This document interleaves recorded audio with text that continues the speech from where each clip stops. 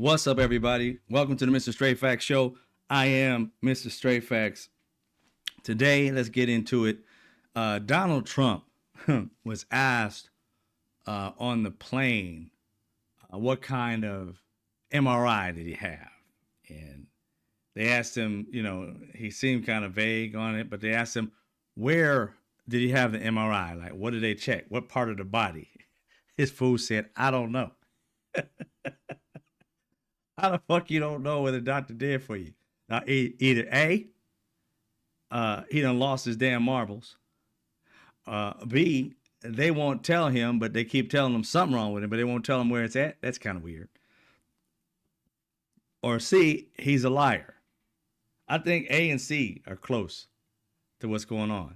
He's lying. Of course, Donald Trump usually says what it isn't. By saying he says what it isn't, but when he says that, he means what it is. So if he says, oh, it's not that I'm stealing money from the government, he's stealing money from the government. If he says, it's not my brain, because I took a little test that says I'm very smart. Really? Really? The same test that they give you to go test your uncle so they can tell you that you're smart, that's the same test. I mean, think about this, ladies and gentlemen. What's up, DJ? What's up, Mark D? This is the same man that literally says his uncle is smart, therefore I am smart.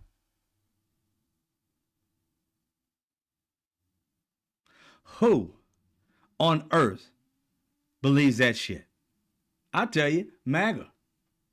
They literally think you can just borrow someone else's just because they stolen everybody else's shit. They looked on everybody else's page. Let me see what you got.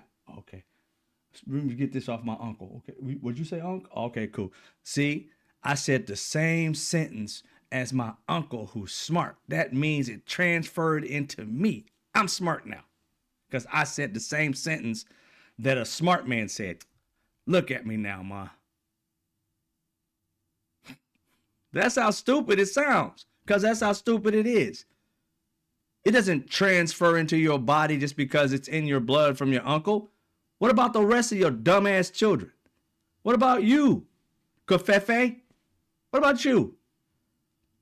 Barely can read. You scribble when you write. You walk sideways. How the hell is that smart?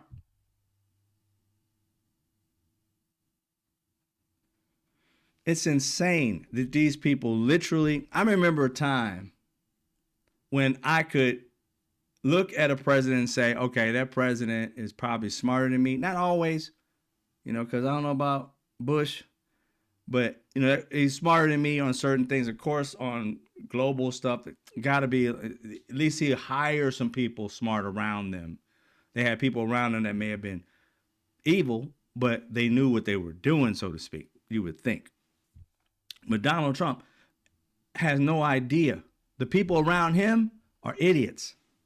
Jeanine Pirro, alcoholic, look crazy as hell, used to be a judge. And I still say to this day, anybody that this woman ruled over as a judge should be set free. This trick is stupid. I'm sorry, but the lady's crazy as a bat. Just because her husband went to jail, married to a criminal, so I'm pretty sure the whole family's got something to do with criminality. Because you want your husband out when you know this man did dirt. So you accepted the dirt, being a judge, an ex-judge. Then he's going to put you back in position or something? How? You sat on the stage on Fox and said the most craziest shit known to man. Got jokes of people who work around you that, that champagne is is a fruit to you. And somehow this woman has merit to do what she's doing. Like I said, set everybody free that this woman ruled over. If she ruled over anybody who went to jail. I don't know what kind of judge she was, and I dare check it out. I just say, I don't believe her judgment for shit. Look what she has said since not being a judge, and we seen her on Fox. Her judgment is trash, And this woman was a judge over people to give them better judgment. How does that work? Doesn't make sense to me. But Donald Trump had, he says, a MRI when they found out. I think it got leaked, so therefore he admitted it. But he said it's not my brain, but he doesn't remember what part of the body that the MRI was for. And he said, I'll release it because other people have released it. It's like Walls or something like that released his or some. It was brought up that he did it. You mean the loser Walls? And then the girl said something to the effect, she worked for News Nation, and she asked the question, you mean the loser News Nation? I mean, it is so like fourth grade. So fourth grade. You catch me in some shit, so I call you a name. And the name is supposed to carry the news, not the fact that this dude couldn't answer the question because he either doesn't know it because he's an idiot, or he wants to lie because he's a lying idiot. But they catch him and, oh, you're a liar. Oh, you're fat. Oh, you're piggy. You're... What? 3-year-old kid. I mean, I know children who have more like respect for women and other people than this man does. Allow him to say that. Like I said, these people, I ain't gonna say better than me. I'm saying that they're stronger than me to hold back. Because that man would have got all kind of shit on him. I'm like, oh, I'm piggy? Well, then you smell like a pigsty. Why don't you change your diaper, baby boy? Oh, I would have said that in a heartbeat. Fuck being around him. I lie not. Who cares about being close to him if he gonna talk shit? They do. But if he gonna talk shit to me, oh, phew, the shit's coming back. It's flying back at him just as quick. And all these people, I know they want their jobs and that's they care about and that's profession and all that. But there's a point where that professionalism always, and then that dude not showing any ever. Oh yeah, he would have his comment. It'd be a day I come to work and be like, yep, this is the day I quit. It's the day I either quit or get fired. And I would light up on his ass. Every fucking word he came out of his mouth. I don't care who asked the question. I go off on him. Unless he ain't gonna answer the question. You asked him what? Oh yeah, I can tell you the answer right now. He don't know because he don't remember shit. He don't never know shit. Why you asking him that question? You know he gonna say he don't know. Ask him, did he put his diaper on right today? Tell him to pull his pants down and see if he got the front and the back and the front. Does he have bacon strips in it? He don't know. Ask him. Oh, I would light into his little dumb ass in a heartbeat. I don't care about that professional shit. Fuck all that. He threw the professional shit out the window. These people keep on trying to be super professional, and there ain't no professionalism in the motherfucking room. The only professionalism is them. And he's over there playing childlike shit games. I'd be childlike too, just better at it. I ain't gonna sit there for the okie doke and come up with all this. Oh, well, he said this and oh, he was just joking and oh, fuck all that. Don't be coming down trying to talk to us about, try to, every one of them does it. CNN, MSNBC, they all do it. They all kind of like come back. Well, the president said, he didn't necessarily, disrespect me. He was just kind of confused about, fuck all that. He said all this shit about me, called me. I ain't heard nothing back from the lady who got called Piggy. I ain't said a word. Call him Piggy. I'll be all up on him. Said, oh, pigsty. Oh, okay. All right. I'll be going off on him. But, they got to be professional in their position. But he don't throw that shit out the window. And that's why he knows he can get over them because they got to remain professional and he can become a 4-year-old child at any given moment. And the moment you cross over and give him exactly what he gives you back, you're the bad guy and everybody else will kiss his ass because he's the man in power. That's the reason why. The power structure. But again, journalists hold truth to power. You don't cower to power. Truth to power. When he calls you fat or whatever, he can go out in that situation. But even you don't have to be totally disrespectful and call him another name. You can go, I thought you was more grown than that. To call people a name when you can't answer the question. Just say, I don't know. You don't have to be afraid and strike on people. Why don't you just count to 3 and realize I don't have to be an ass. I can just say, I don't know, instead of being an asshole. So, you could try something like that. without even having to say the assholes. Maybe count to 3 and then give me an answer that doesn't have to be disrespectful to me. None of you guys figure out a way to speak to this man to shut him the fuck up, to stop the fucking nonsense. And just because all of you, Republicans, Democrats, y'all let him say what he says, and then you go to camera and say something. Say it to his face. Say it to his face. Give him that smoke that he gives you. Don't walk out smokeless. He gonna give you smoke, give it back. Give it back in his face. Don't come to no camera talking to us. Well, he's sitting on, shut the fuck up, like we were kids.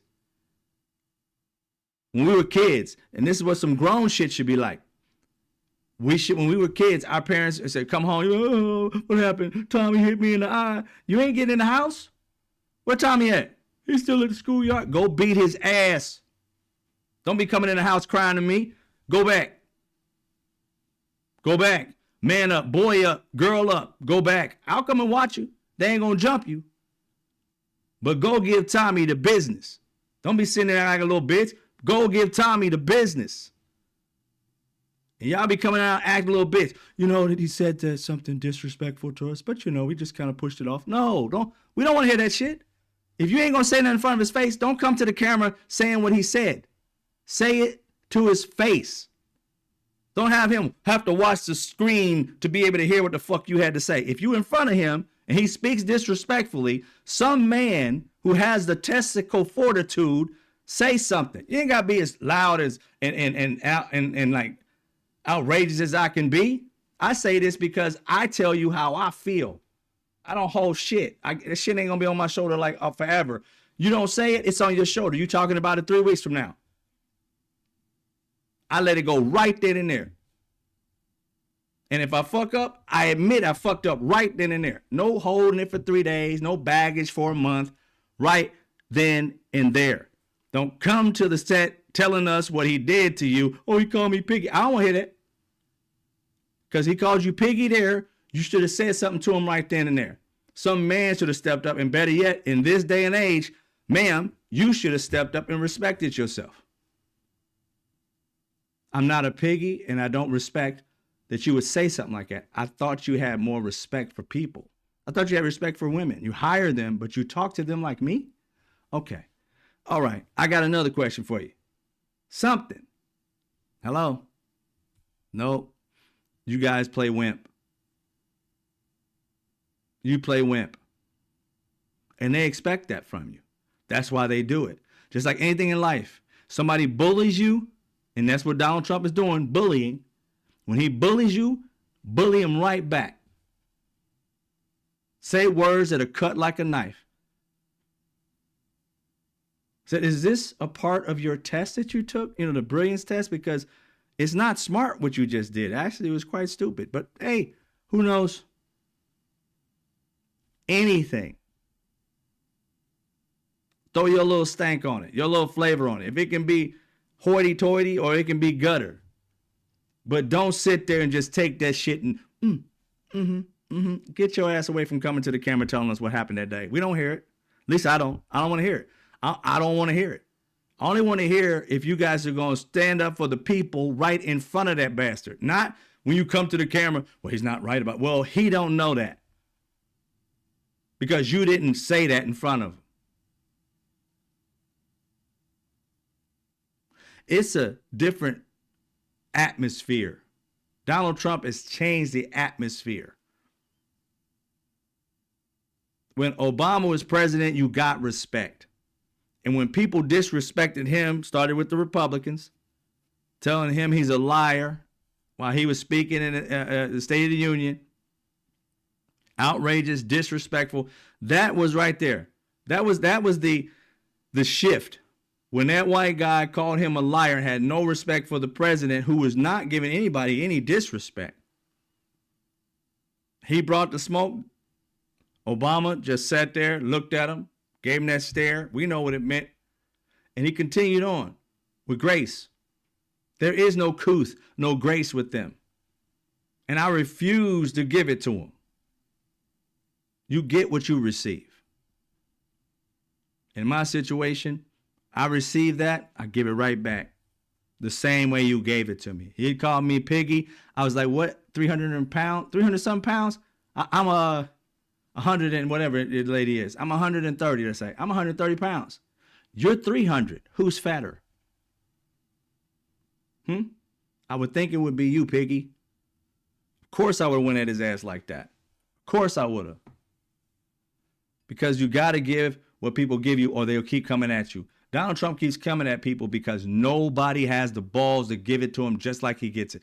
Just like anything else in life. I don't care who it is. If it's a man doing it to a woman, a woman doing it to a woman, it doesn't matter. The moment you give that person the same smoke, they cower, especially when they lose. Especially when they lose in the public eye. But nobody has that ability just yet. They do it off camera.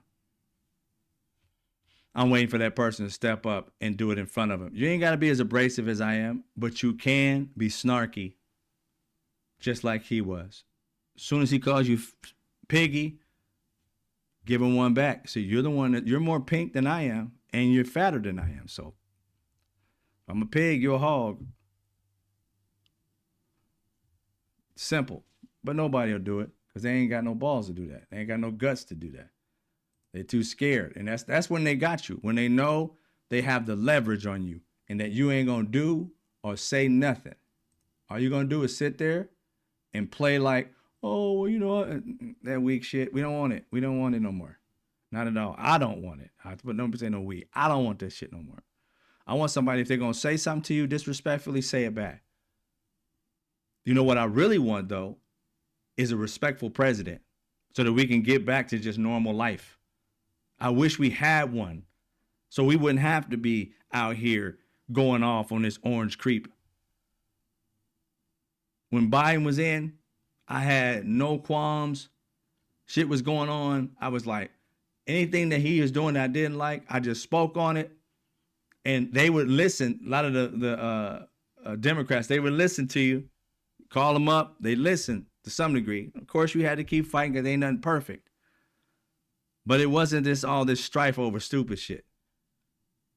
Biden wasn't in there trying his best to break every law known to man. He wasn't trying to change the government from a democracy to a dictatorship.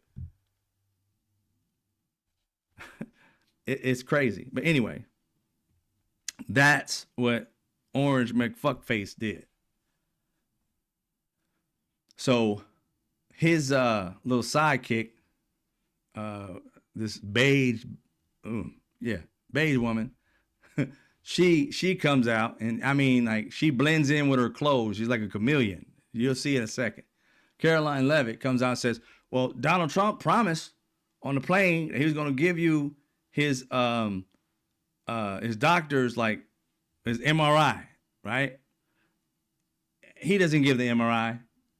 She says that, and then she goes, a summary of it. It's going to pass it out. Now, we all know, whenever this man has a summary, remember that first doctor, I think he's dead now, when he was first president in 2016, whatever, 17, that doctor, best shape ever, never known the man. Nobody in the world has ever been in more shape than this fat fuck. I mean, this dude right here. You're like, what? Obama was in better shape than him. Since birth, Obama was a better sperm cell than him. His daddy had better stock in his nutsack than him. His Donald Trump's daddy was missing one probably. He's probably working on one, trying to produce one little dipshit. If he had two, Donald Trump would probably be a little bit smart. That was a joke, but still, I hate that man. Hate him, dog. Hate him with all my heart. I don't hate nobody, but I do hate him. I really do. I can't stand that man because of the shit that he did on purpose.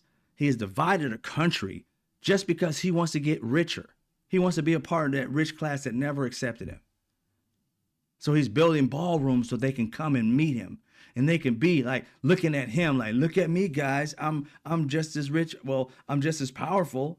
You need me now, when they didn't give a shit about him before. I mean, the ultimate simp. He's out here doing, Bubba. He been on something, sucking on something all the way to the top.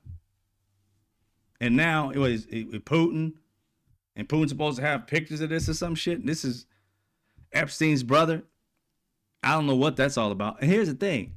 Why don't they bring Epstein's brother to the House or Senate, whatever meeting that's going to be in the House or Senate, maybe both. Bring his brother and see if any of this shit, I mean, he's got to be under oath. Did you see the picture? Did Donald Trump really do something? Does Putin have something on Donald Trump? Do you know this to be true? Come on now. It's very simple. Subpoena him, bring him there. He's a brother. If he was talking to his brother, Epstein, the way he was talking to him, he knew about this shit too. He was not privy to Epstein's bullshit. He knew what was going on. He wasn't in the dark. Can't say he was a part of it, but he was talking to his brother like they had secrets. So, and he's talking as if Jeffrey Epstein's brother's out here moving his lips as if he had no part in this shit. Because he bringing it up. Otherwise, he'd be shutting it up. He bringing it up because he probably didn't take part in it, but he knew who was.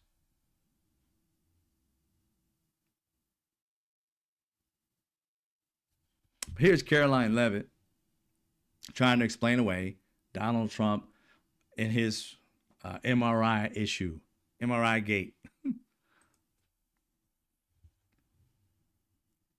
It shows up. Yeah, it's taking a while. Why is she not showing up? There you go. The MRI, because President Trump yesterday said that he would release the results of his MRI. Is that happening right now? It is happening right now. As part of, and this is a summary from the president's physician, and we Summary, not the MRI. Summary. will release it right now. I think my team has it teed up for all of you. I'll read it for you, and then you'll get it physically as well. As part of President Trump's comprehensive executive physical, advanced imaging was performed because men in his age group benefit from a thorough evaluation of cardiovascular and abdominal health. The purpose of this imaging is preventative, to identify any issues early, confirm overall health, and ensure the president maintains long-term vitality and function. President Trump's cardiovascular imaging was perfectly normal. No evidence of arterial... What's perfectly normal? What's perfectly normal? I don't know about you guys, but when you go to the doctor, we're nobody. Everybody here who's got insurance and is old enough to have your own insurance and to have your own account, whatever hospital that you have or whatever. I'm with Kaiser.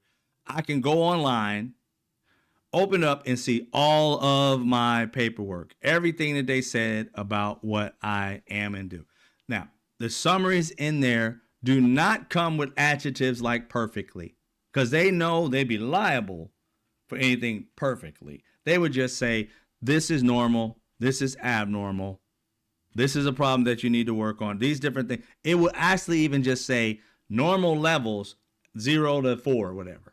And you can see based on the green, whether you're normal, if it goes into the yellow, you're not so normal, you go to the red, you're almost dead. Those are the things that you would see. Now, a doctor giving you a summation of that would not be, it's perfectly normal. That is not it. Donald Trump wants those adjectives in there. And the moment you hear perfectly normal, this and that, no, that's not the doctor, that's Donald Trump. Perfectly normal is not something, I have never, even when I got in and any doctor and had it operated, oh, everything's just great. Everything, you look good, everything like that, everything checks. I've never had a doctor tell me you're perfectly normal. Those two don't go together. It's either you're normal or something was abnormal in the test, something that piqued my interest. So you know that the guy's embellishing. So why would you have to embellish? Just saying everything's normal. No red flags. His numbers are within the normal range. Anything that we want to see or check, everything that we checked, it was just a normal process. But perfectly normal is not his, there would not be a doctor. That's either her, some writer, or the doctor trying his best give whatever Donald Trump wants to hear.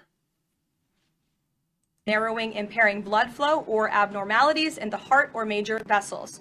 The heart chambers are normal in size, the vessel walls appear smooth and healthy, and there are no signs of inflammation or clotting. Overall, his cardiovascular system shows excellent health. His abdominal imaging. Everybody know in their right damn mind, this man don't have excellent health.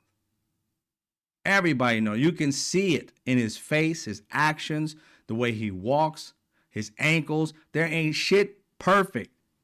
I mean, come on, guys. I mean, shit. I understand everybody was going off on Biden and stuff like that, but this right here, come on.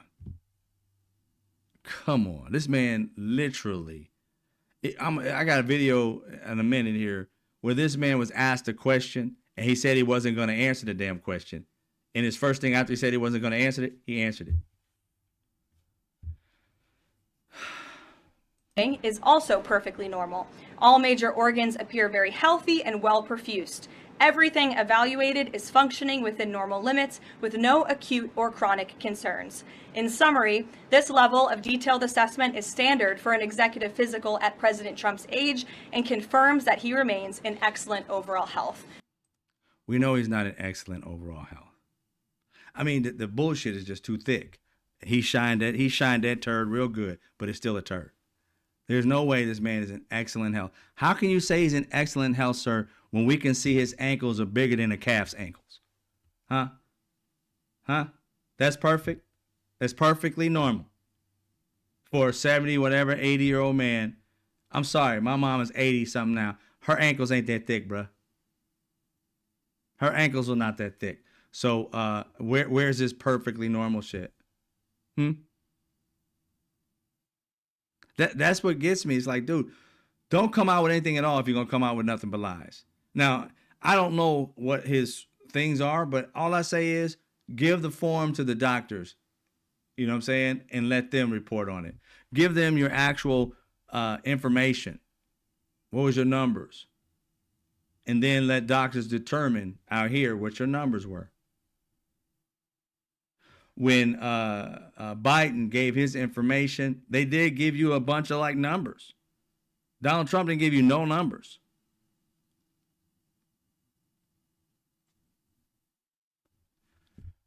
Obama, numbers. Donald Trump, no numbers.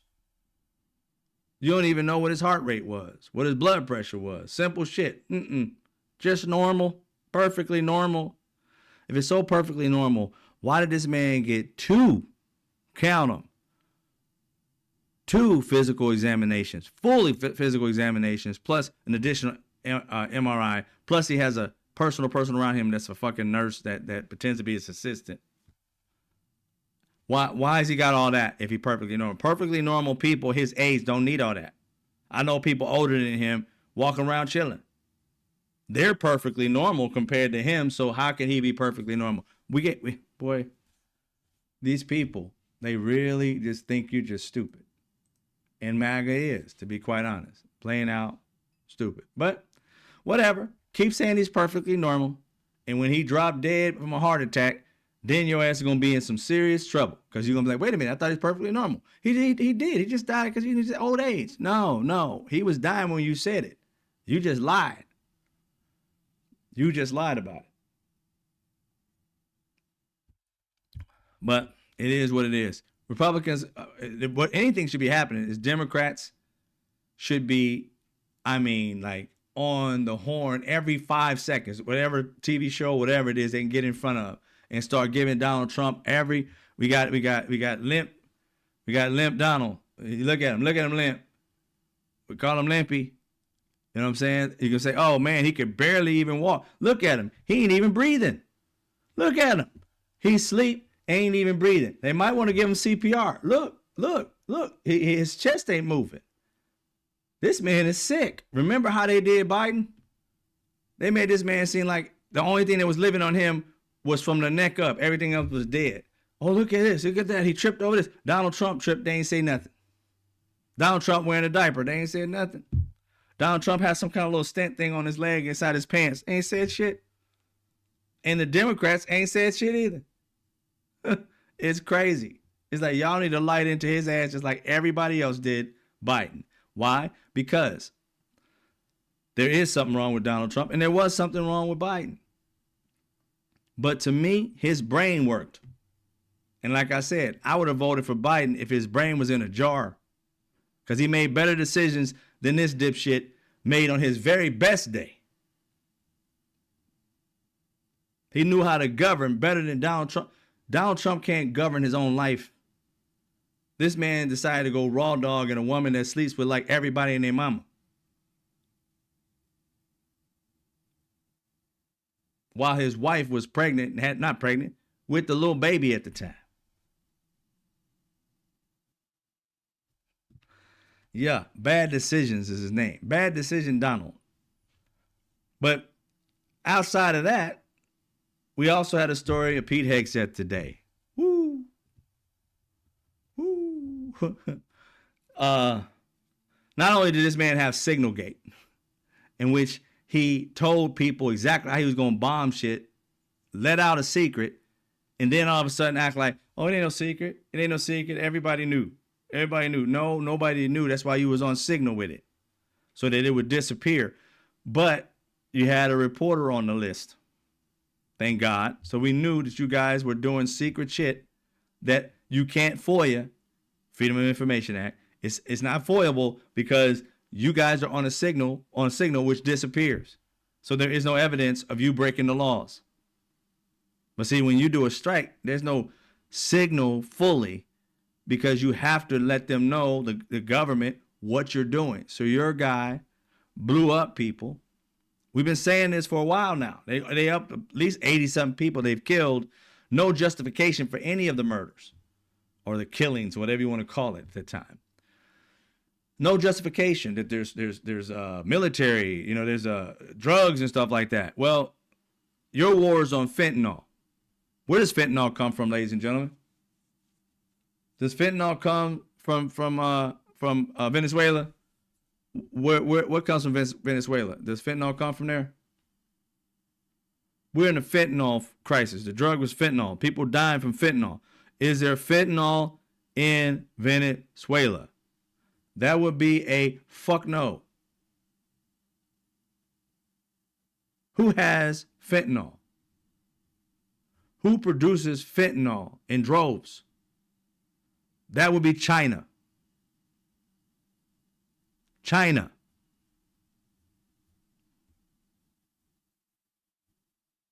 So what big thing are we worried about coming in from Venezuela? It used to be cocaine, but no longer. So you're trying to tell me that Venezuela really doesn't send America that many drugs at all? It comes from other countries now?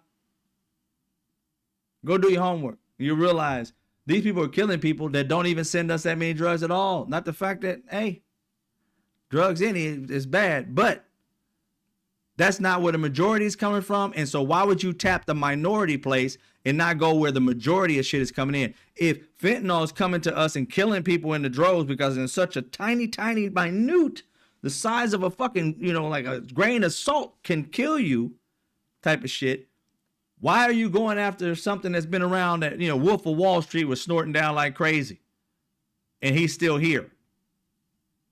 But shit, you just take a tiny bit and your ass is dead. No recovery.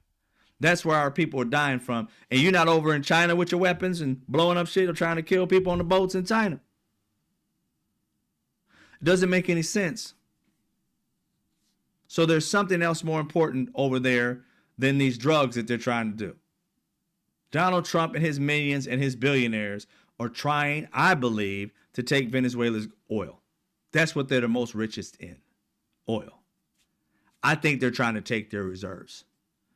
And they're making this drug thing a thing when the drugs that are of choice that we're talking about killing us are coming in from China.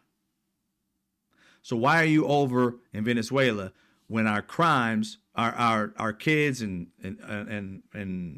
our family members and so forth are dying from that drug? They're not dying from cocaine. They're dying from fentanyl. There's none in Venezuela. So you do the math. We're killing people that are bringing drugs, not to America, but just they're not even headed toward America. They're in their own international waters. If anybody's going to police that, it should be the country in which they're traveling in.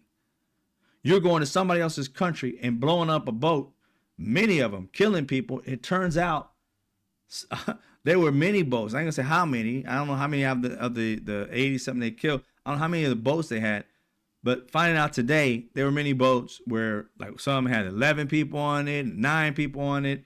Military people, ex-military people say this is not the sign of anyone bringing drugs over anywhere. Why? Because when you're on these boats and they're doing this drug studies, the guy said, if you have any experience in this like cartel type shit, when you're in the military, stuff like that, you get trained in on all this stuff. So for anybody with any kind of experience, meaning the admirals, the captains, and all the others who have been trained on this type of thing, this guy who was retired, higher up, I don't know if he's a captain, or admiral, I don't know what he was, but he's highly respected. This man literally said this, he was a general, said this is not the sign of someone bringing drugs over. When they have drugs, they want as few people on it and few people to rat. Why? 11 people's too much. The reason why he gave, and it makes a lot of fucking sense, having 11 people on a boat, that is 11 people, that is 11 families, that puts us in danger, because how many of those 11 families want to feel froggy and say, we got a lot of shit on this boat? Meet me, we're going to be traveling down such and such. Meet me over here, meet me over there, where it can be hijacked or pirated, where it could be a situation where they could be, killed by a rival, whatever. Anybody opening their mouths. When they do this stuff, it's tight-lipped. There are few people, and they maximize the space of product to send. They do not ship minimum product. They maximize it. Each trip is maximized. It's not minimized. So 11 people's way too much.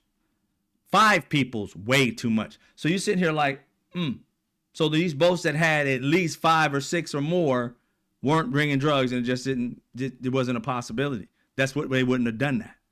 Not unless, I guess, it may have been a huge, huge boat, but none of these boats were huge. So listening to military people who have this experience and listening to your own freaking common sense, if you too were somebody who was dealing in substances, and that's how you made your living, would you literally put 11 bodies on it? Or would you put each body's, let's say 180 pounds? Would you put another 80 pounds of the product on, 180 pounds of it? Or would you put a 180 pound human that's not needed? 180 pounds is millions of dollars, I'm sure. And you'd rather have another human instead of product. That shit don't make no sense. Makes 0 sense. I mean, to MAGA it will, because they're stupid. They are plain out idiots. For them to believe that, and then you got like the National Review and other people saying that they said something like, we intended the strike to be lethal. That's not a defense. The strike was lethal, but there were 2 people hovering around on like really hot product. Because when it blows up, from what they said, the things that they would have been from the boat, the things that they were holding on to had to be really hot. So they're in the water holding on to some little hot product. They ain't got time to be trying to put a gun or do anything. And you didn't give them time to grab a grenade or nothing. So what the hell are they doing out there? Smoldering. Probably dying slowly. And instead of you going up to them and taking them as prisoners, Pete Hegseth is reported to have ordered their deaths. The admiral, knowing damn better than he should have did that, obliged.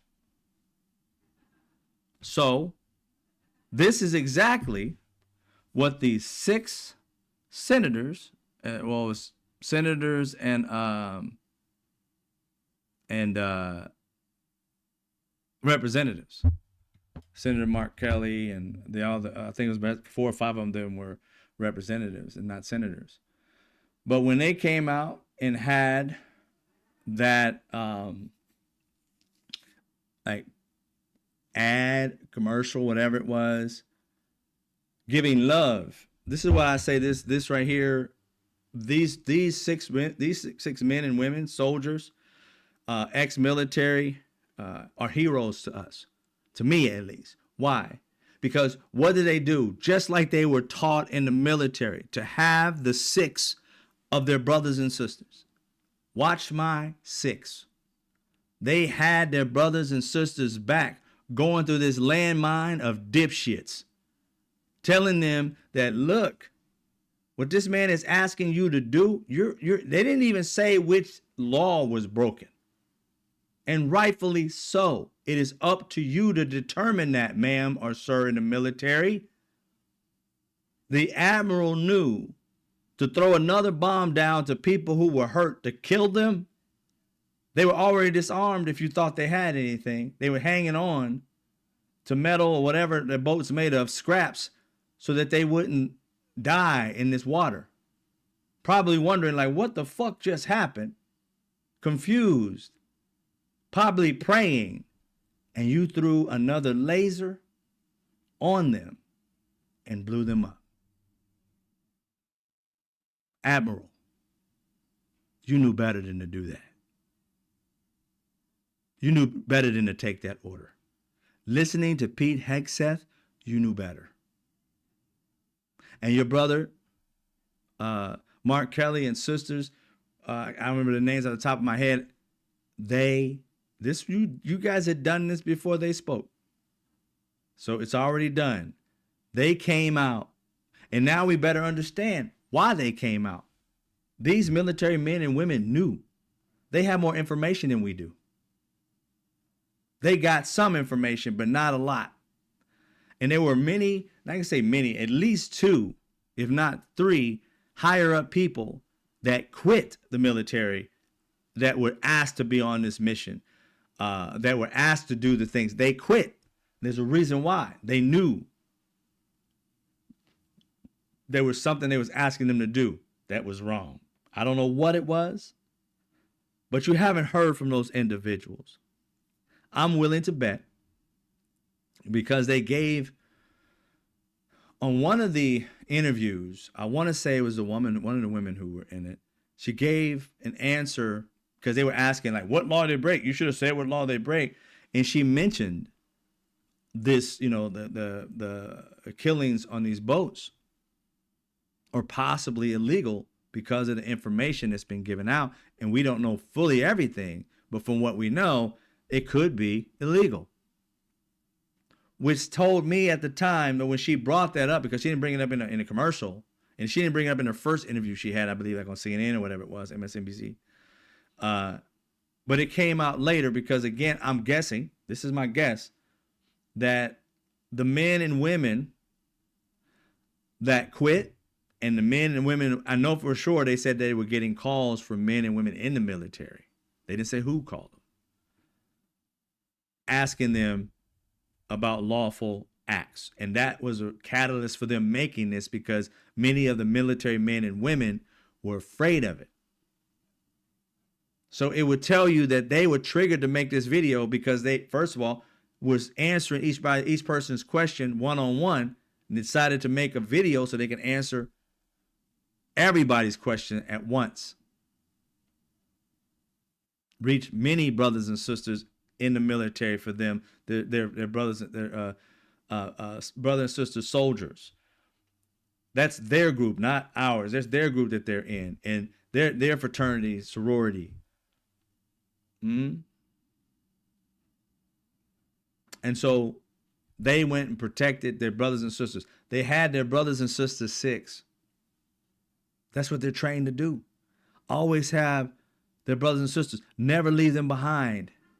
And to sit and let them go through this without informing them that we got your back. At the end of that, they said, we got your back. We got you. See, they have an immunity to speak up. That's why you saw MTG say, I don't have a problem mentioning the names on that list because she has immunity to speak. Now, I understand that's usually in the House, but still, they have an immunity. I'm pretty sure stretches to anything that they say about their particular position. But I could be wrong on that. So Mark Kelly and the rest of them literally said, hey, we're going to protect our brothers and sisters. And they did it, and rightfully so. To me, that's a hero. A person who saw his brothers and sisters putting themselves in positions where they can be court-martialed. This same thing happened in like World War II. Those people were murdered. They were killed. They were executed for doing this type of shit. Executed.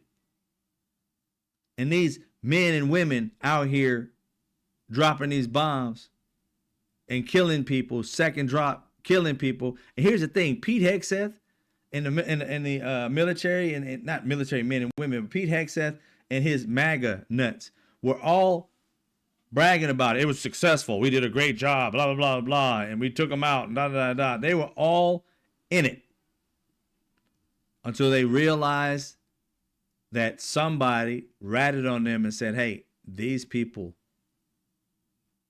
we had to throw a second bomb on them to kill them, and we weren't supposed to. So now the military, I don't know who's telling it, somebody there, because they had the information, they leaked it to somehow, I guess. I'm not sure how it came about. It was a reporter, I don't know what state, was it the Washington Post maybe? One of those factions, I want to say it was Washington Post, were the ones who got a hold of this information. So you know somebody on the inside. Because when they get this type of information, they vet it. They're just not going to listen to one person. That person has to give them some insight. Like, were you there on the ship? How would you know? Who told you? And then they would validate it if they're a legitimate journalist organization. And so they got this information and ran with it. This comes, a week after or so. Mark Kelly and the rest of the ladies and gentlemen came out and put their necks on the line for these people by only just telling the truth. That's it. They didn't lie. They held their brothers and sisters accountable and said, look, you do understand. You do this. And it's your ass. You can't, there is no, he ordered it. There is none of that. And the worst part of it all, this is my perspective on it, Donald Trump has immunity, so he ain't going to be fucked with. But it does say immunity doing jobs in an activist position, but it doesn't say immunity from breaking the law in what he's doing in his actions. It's saying that if he did it and it's justified, you can't come back later and say that he's this, that, and the third. He's a criminal. But I don't recall it being that he's immune to go ahead and break the laws. You just can't turn around and say it's a law broken or something like that. But you got to look into it. I got to look into it better. But let's just say they're going to not charge him because the president. We pretty much know that memo from the DOJ or whatever protects him while he's president at least. Pete Hegseth is not protected. He can be he ain't even in them, but he's still reserved. He can still be, I guess, court-martialed to some degree. But he can go to jail. But here's the problem. This is what they were trying to tell these military men and women. I still call them heroes, the 6 senators and representatives. Pete Hegseth can be charged. This would be a federal crime. And guess who is his boy? That would be Donald Trump. So, Donald Trump would just pardon him. He'd be fired. Donald Trump would pardon him. I don't know what after that. Whether they can bring him back or he can't work because he's a criminal. I don't know. I don't know how that works. But you brothers and sisters in the military that are just not connected to Donald Trump whatsoever, that pulled these triggers and held the laser on it, you can go. Matter of fact, you will be the first to go. And Donald Trump, you can't say that this man is going to pardon you. His thing will be, who'd you vote for? Me? Okay, you can go. Who'd you vote for? All y'all better become instant Republicans. If you're not, say you are, because you're not getting out. This dude is just that vengeful. Just to give you the insight, these wonderful, brave, courageous men and women who served our country, they served our country once again to protect and serve American citizens from this domestic threat of Donald Trump and the MAGA. The enemies of this state, this country, is running this country. The enemies are running it. The shit they say is just outrageous, outlandish. They do illegal shit on the left, on every day, everything from economically illegal shit. Donald Trump's, I just saw today, excuse me,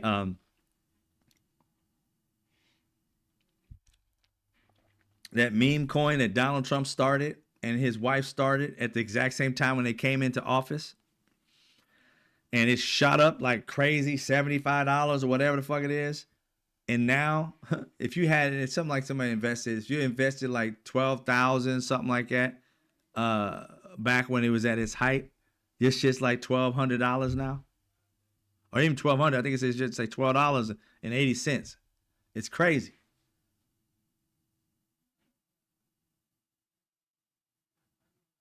It's just crazy. Just grifters, thieves. This country allows that shit. Sad as it is. What's up, everybody? I see you. Nina, I see you, Benny Loco. Vera, Dennis, what's up? So, we're going to deal with, you had, I saw this on Donald Trump answering all these questions on his plane. And this is from News Nation, a friendly organization that always works with him. And he goes off on them too.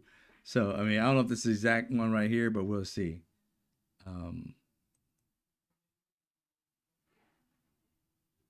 That you had a phone call with Maduro, did you? I don't want to comment on it. The answer is yes. He didn't even know what people were talking about. So, see, you hear this? He said, she asked him a question. He said, I don't want to comment on this, but the answer is yes. Say what? You don't want to comment on it. Because all she did was ask you, did you have a conversation with Maduro on the phone? And he said, I don't want to answer that or whatever, but the answer is yes. Phone call with Maduro, did you? I don't want to comment on it. The answer is yes. He didn't even know what people were talking about. So we'll look into it. But no, I wouldn't have wanted that. Not a second strike. The first strike was very lethal. It was fine, and if there were two people around, but Pete said that didn't happen. Does that make you? I have great confidence. You say there's no second strike? I don't know. I'm going to find out about it, but Pete said he did not order the death of those two men. Do you have any concerns about how those boat strikes have been carried out at all? Very little, because you can see the boats, you can see the drugs in the boats. So here's the thing. He said you can see the boats and you can see the drugs on the boat. So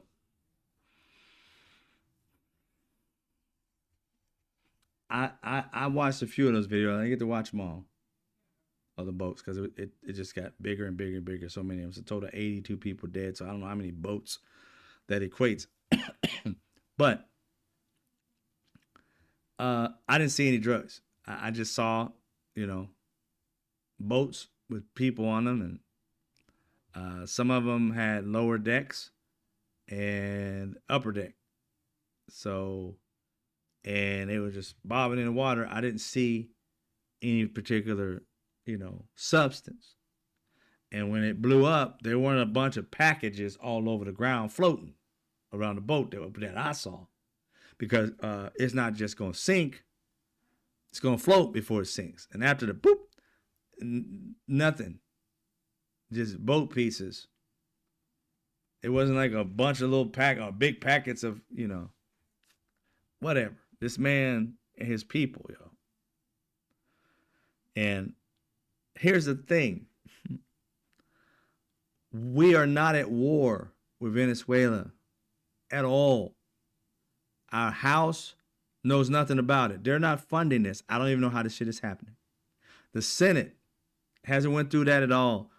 It's not been verified at all to be passed. Donald Trump didn't sign nothing. We are not in any immediate danger for Donald Trump to actually just throw out that there's a war going on. They're fucking making it up. And you're sitting here just like, oh, okay. No, we should not be okaying.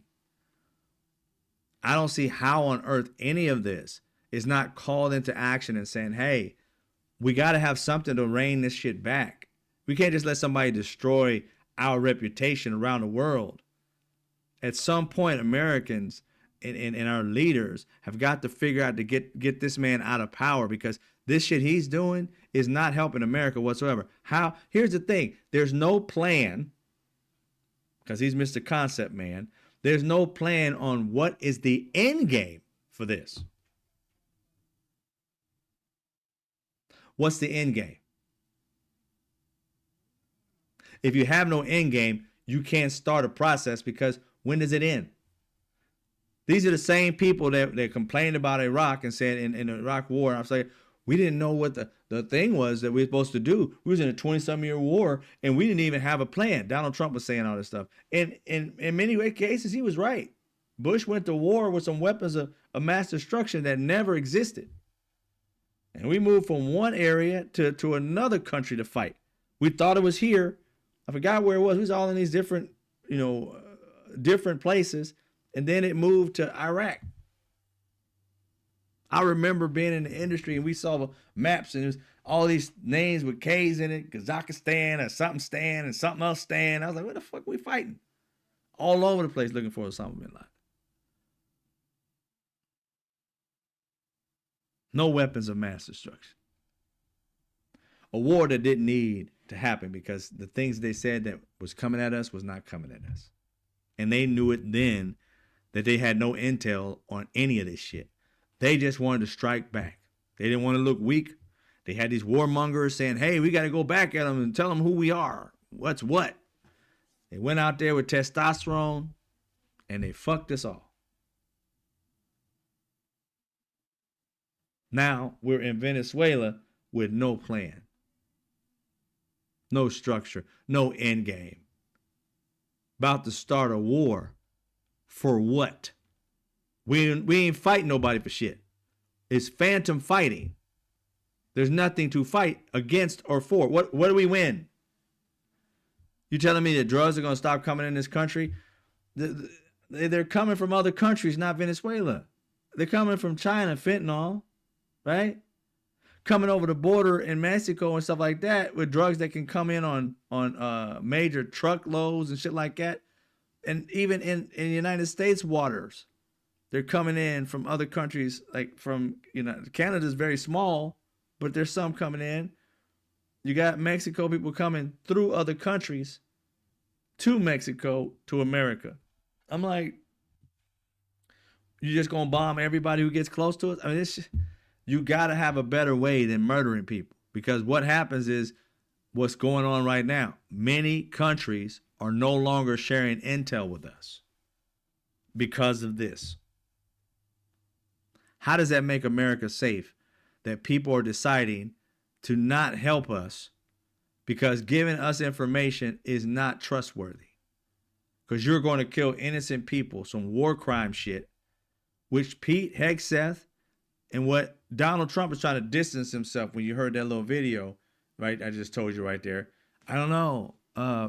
Pete Hegseth told me about it. I don't know exactly, but Hegseth tells me that it was he didn't order that. Hegseth did. I don't know. But once they killed him, I was like, yeah, we're out there doing a job and expert precision. We're doing a job. He took credit. Donald Trump took credit when he thought this shit was good hits. Now that he knows, the rest of us know it's been leaked that they fucked up and killed some people. At least one boat they know, right? They blew up another boat with nothing but fishermen on it. All fishermen, from what they've been told, what they know, they think they know. All fishermen. So you killed some fishermen and told us it was a drug boat.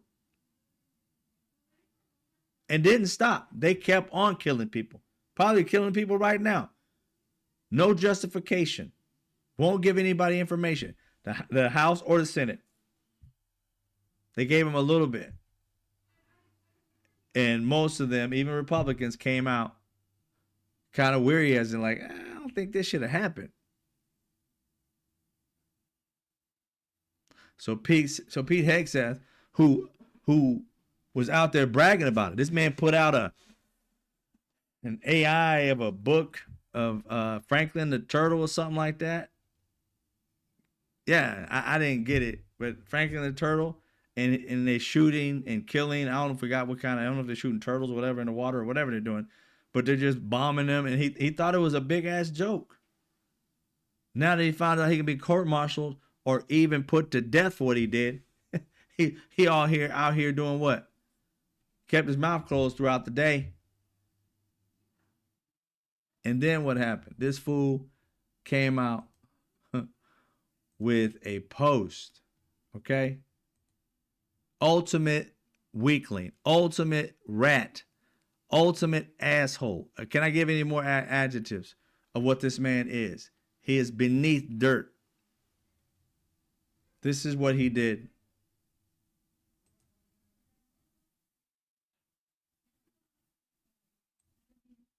He threw Admiral Mitch Bradley under the bus.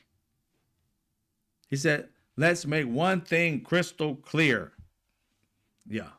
Admiral Mitch Bradley is an American hero. Look at him. He's a hero and a true professional and has my 100% support. And you're like, what the fuck has that got to do with anything? At that point, I stand by him and the combat decision he has made on the September 2nd mission and all others since. He said Admiral Mitch Bradley is the person who killed those people and drew the second strike to murder them. Even though there are people who have come out and told the Washington Post that Pete Hegseth was asked about it and he said something to the effect, kill them all.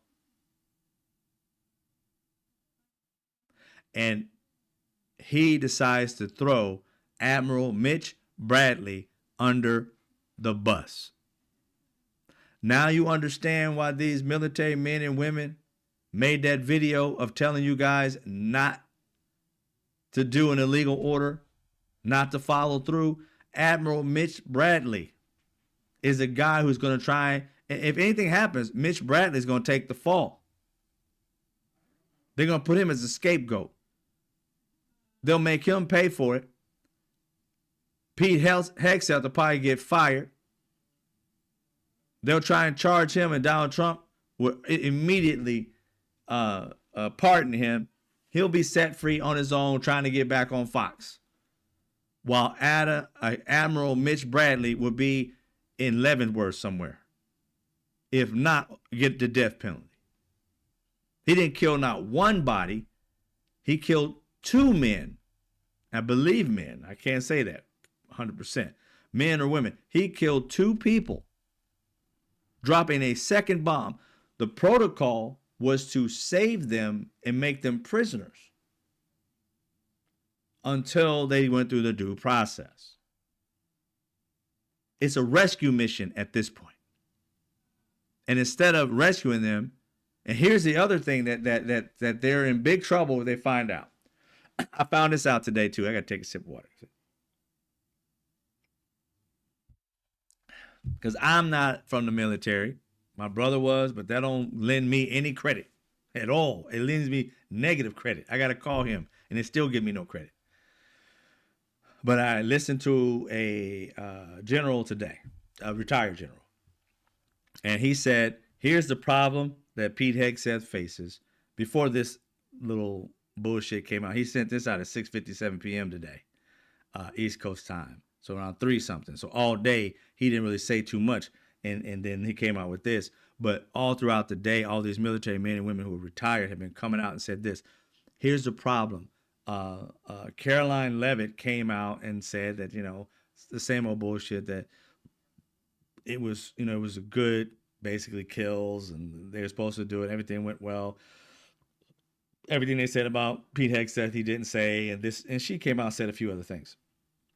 Well, this general said none of that matters, and I was talking to the people on the I guess it was MSNBC, I'm guessing.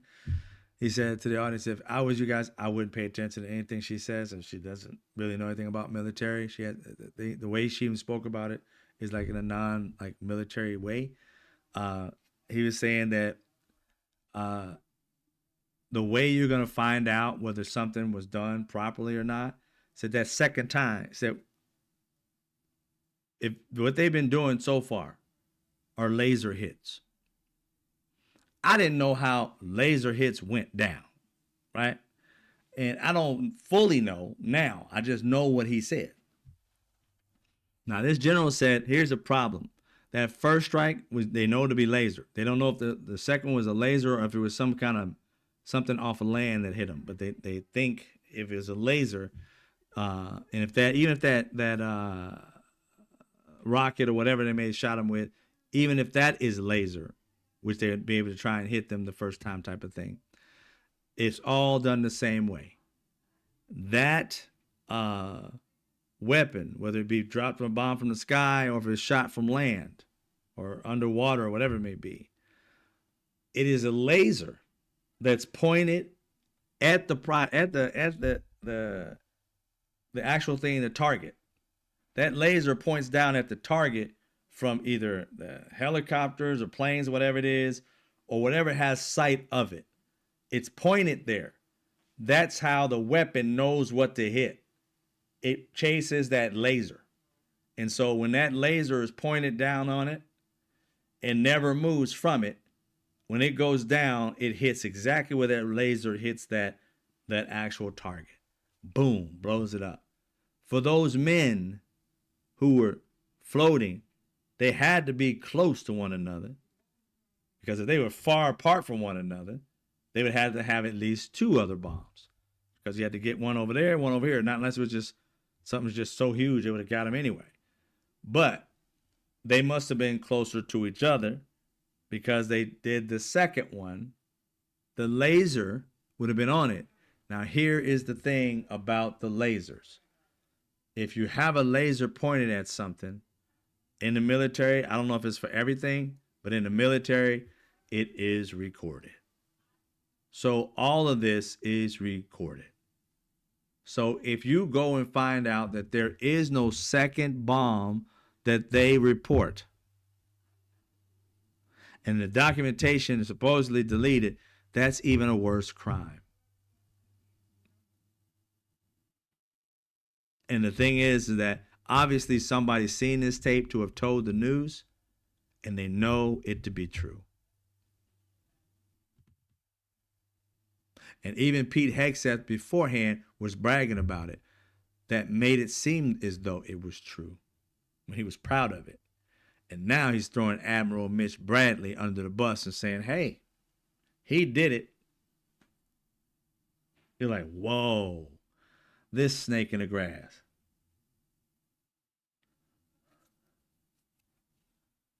This snake in the grass. That's crazy. You just threw him under the bus. But it's like, dude, you're the head of that. You got him over there. And I don't know how the chain of command goes, but again, based on the witness or the whistleblower somewhat, whoever spoke to, I believe it was the Washington Post, told him it was Pete Hegseth, and what Pete Hegseth actually said. For him to know exactly what Pete Hegseth said, he or she had to have been there or around there or within listening ear of a radio or something and heard it themselves. Or someone else did, and they're like the in-between. But either way, Somebody knows. This is Pete Hegseth's second fuck up. I mean, huge fuck up. The first one was Signalgate. This one is now, I don't know what they're calling this, but them killing people. This is murder. And this is punishable by many years in jail. And the reality is, back in World War II, and I think it was not even not even just World War. Well, yeah, World War II. Nazis were killed for doing exactly what Pete Hegseth did. That's crazy. I didn't even know that. I heard this today from another, I don't know if it was a historian or whatever. There's like in I guess World War II, it's like when Nazis, before World War II, I guess is when they're doing Holocaust, when Nazis would kill without Hitler telling them to do it, they got the axe. Murdered. They had ethics more than Pete Hegseth. That is crazy. You know you bad when Hitler's boys did better than you on this? Nah. I mean, you know you bad. You know you're horrible. Anyway. I'm gonna look what y'all got. The whole world is seeing Trump's stupidity. Right, Woke Mike? It is about time. We've all been seeing it.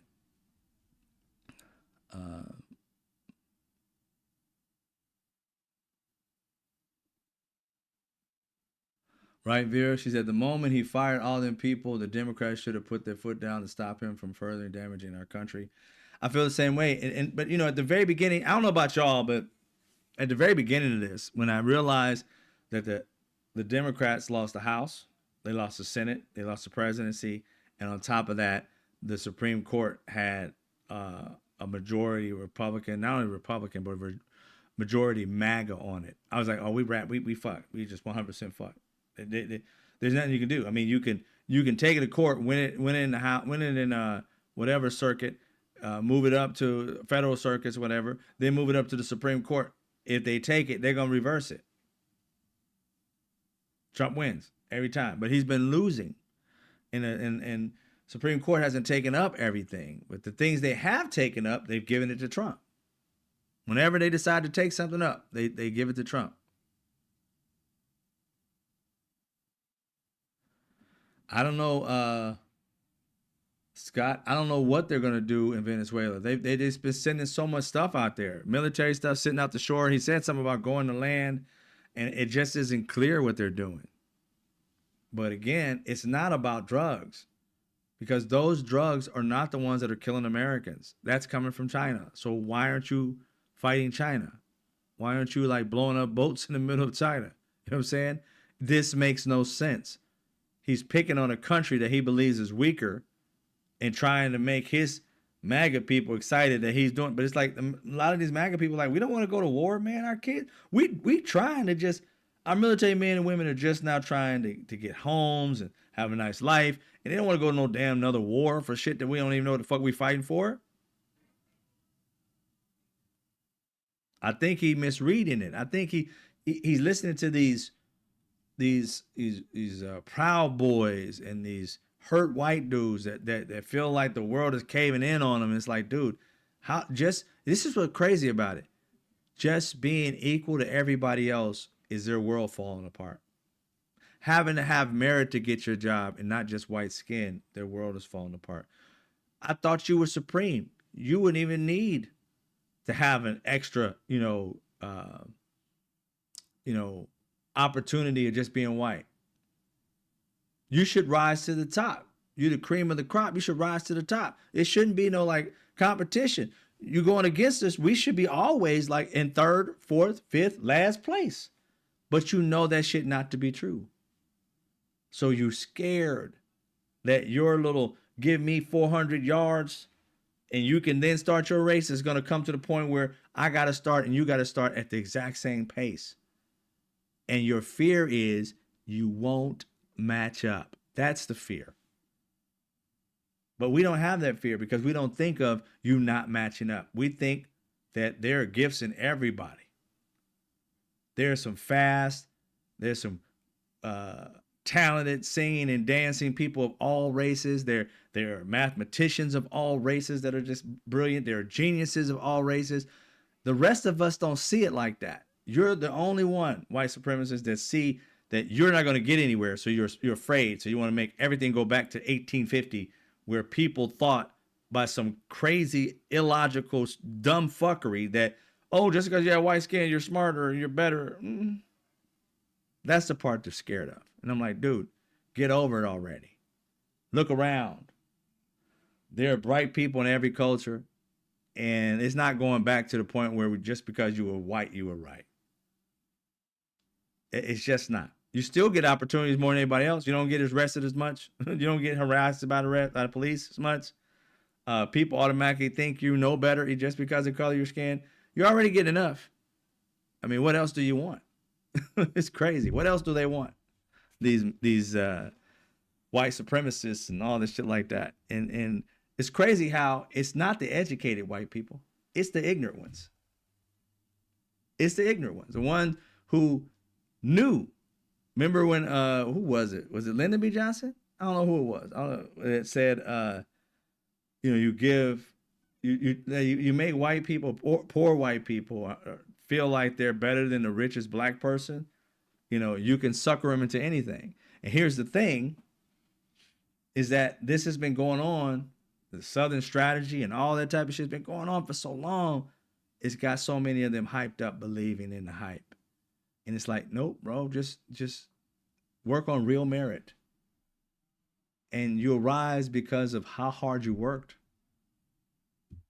See, the myth has always been like, DEI, they hired us because we're black. No, they hired us because we're talented. And because we're talented and do the job just as good or even better than the next white guy or white woman, then they offer it to us, which they should have done without DEI. But before DEI, a black person could be like excellent at it. A white person could be like, I need some training. And they were hired I need some training guy because he was close or she was close to the white proximity. So when they went to work, they could all talk about, Buffy and Chip's, day out golfing and eating, cheese on a yacht and all that shit. They had commonalities that I played the back nine. They didn't think none of us knew this shit. So they're like, I feel more comfortable around them because I can talk about different types of cheeses and bullshit because I feel comfortable around that. Not to the fact that the black or Latin or Indian person works circles around your entire team, not one player, but all of them could run circles, all of them combined. You didn't want that person because you didn't feel comfortable around that person. What could I talk about? Am I going to talk about rap? I'm going to talk about this, then, and that. That's what the bullshit was. And once DEI came in, it's like, yo, you can't discriminate on that shit. Is she or is she not good at the job? Oh, she's excellent. Then hire her. What the fuck is the problem? That's all it is. But they made it a big racial thing and feeling like they were being left out. I'm like, dude, you're not being left out. It's about time that some people get in. And they have to do the work to get in. Like, and it may hurt people. Like I said, I just tell the truth. I tell my truth experiences. I worked in an industry where I was always number one or number two. It is what it is. Always number one or number two. My homie was almost always number one. And the only time I became number one, when this fool got sick. I couldn't surpass his little bitch no matter what. But I tried, and he sharpened he sharpened me. So iron sharpened iron, right? So I always was trying to catch up, never could. But when he was out, I was number one. Right? So that's just how it is. You got to admit where you stand in certain situations. But me being number one when he wasn't around means somebody had to be my number two. Do you understand? No disrespect to anybody, but in my world, do you understand how many people I had to train that were white that didn't even know the name of the shit that I was working on? They had no idea what a TBC was, time-based corrector in television. That's where you change the chroma, change the different colors and stuff like that. You'll see like on your phone, like you turn it up, it gets red. You got the green, red, green, blue, magenta, stuff of that nature. They had no idea what that was. And that is the bare minimum of what we did. Bare minimum. Sorry, my neighbors are being loud if you hear that. But that was the bare minimum. Have a good night, Woke Mike. There was a bare minimum of what you had to do. Bare minimum. They had no freaking clue. And these were always the boss's nephew, the girl down the hall's boyfriend, the guy who'd been working there for 20 years, girlfriend or wife. And it was always some white dude that came in that had no clue. And us who went through college or us who went through training with our uncles and aunts and shit like that in the industry for fucking 15 years, didn't have a degree, but may have had 15 years experience. When we got in and finally got into a number 1 or number 2 market, there were so many white dudes and girls that came in there through there, man. It was just insane. Every black person who came in had to be a fucking pro. Had to have a record. Nobody, I called my boy up and be like, yo, man, they got some work over here. You know what I'm saying? They play, it's union, so you're going to get paid a grip. Come on, bro, come on over. No, wouldn't give him no gig. He wasn't experienced enough. I'm telling you, it's craziness. It's craziness. Good night, Woke Mike. I know you want to hear fuck your feelings before you leave. Fuck your feelings there, Mike. Not you personally. Nah, but anyway, so those are the things that happen. Now, I'm not sure, and I may say this for tomorrow so I don't stay on too long, but you know how it is. I was going to talk to you guys. I had a new segment, and I don't know if I'm going to keep this segment. It's just that I'm going off on one person, but there's a clip out of Stephen A. talking about Mark Kelly, Senator Mark Kelly. And y'all, I tell you, I made at least 12 videos and none of them was airable. So I was like, YouTube is gonna kick my ass off. So I had to stop down and say, okay. Calm down a little bit. He who woosah.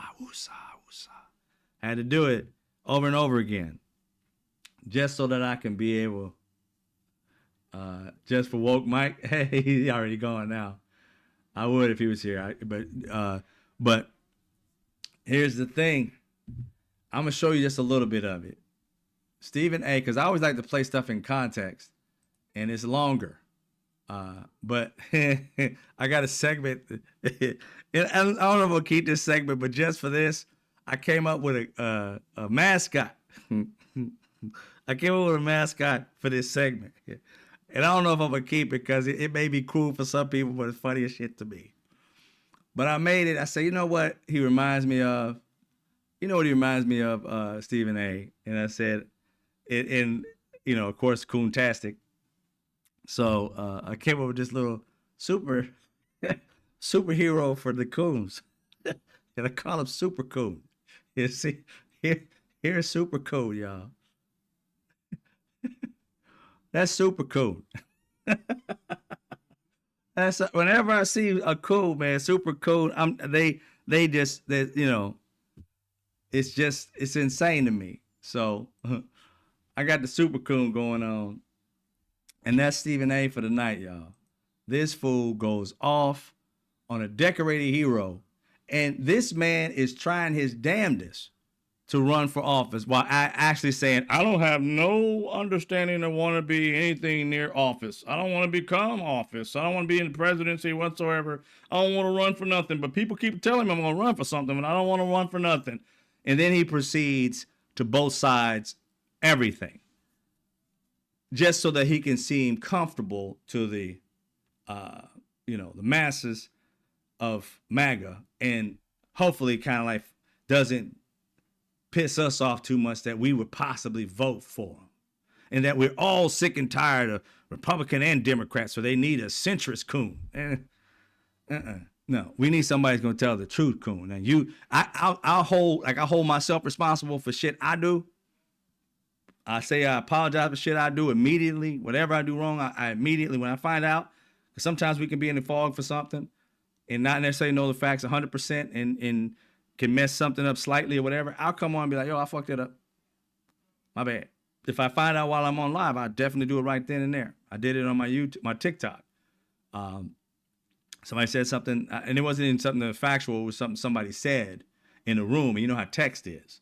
It sounded like they just kind of lit into me. And I was like, oh, so it's fun time. And then I went off, and they're like, I didn't mean it like that. Oh, man, I hate when I do that.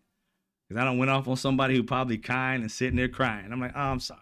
My bad. I'm sorry. You know what I'm saying? But it happens. But I can't stand both sides in bullshit. This is the both sides I'm sick of. I don't want another fucking politician both sides and shit. When you fuck up, take responsibility. I don't want to hear, well, I fucked up. But you know, last week, a Republican fucked up. I don't want to hear that. Just tell me what you did. Don't tell me what they did. Tell me what you did. Atone for it. Say you're going to do better. And just do fucking better. Move on to another topic. Don't compare yourself to the other one when you're a politician. Let us do that.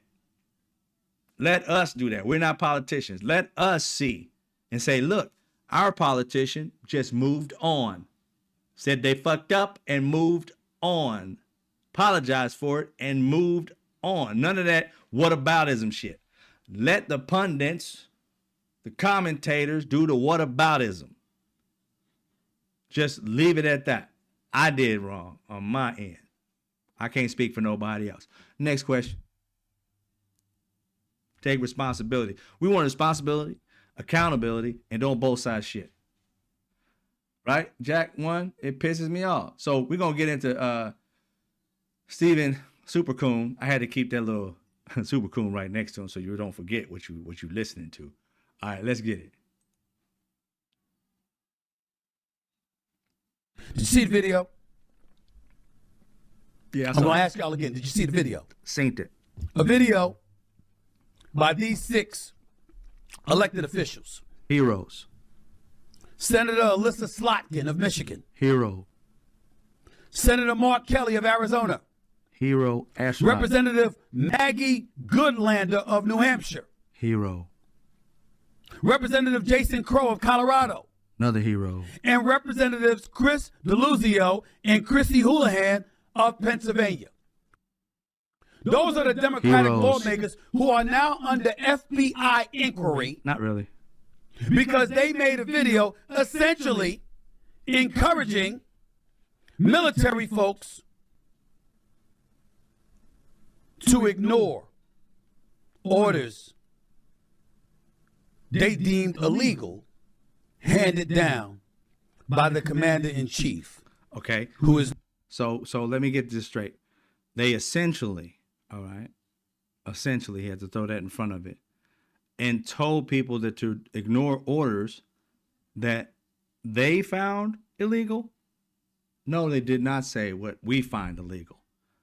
They said to them, if there is an illegal order, you can't follow it. And then one of the guys said, you must not follow it. Then they went back to, you can't follow it. They are telling them to watch their 6. Military men protecting military men, or military women protecting military women, right? They're protecting their family. And you're telling them not to protect their family when this asshole in office is fucking up everything. And he put a guy in office in position, Pete Hegseth, that couldn't figure his way out of a Hennessy bottle.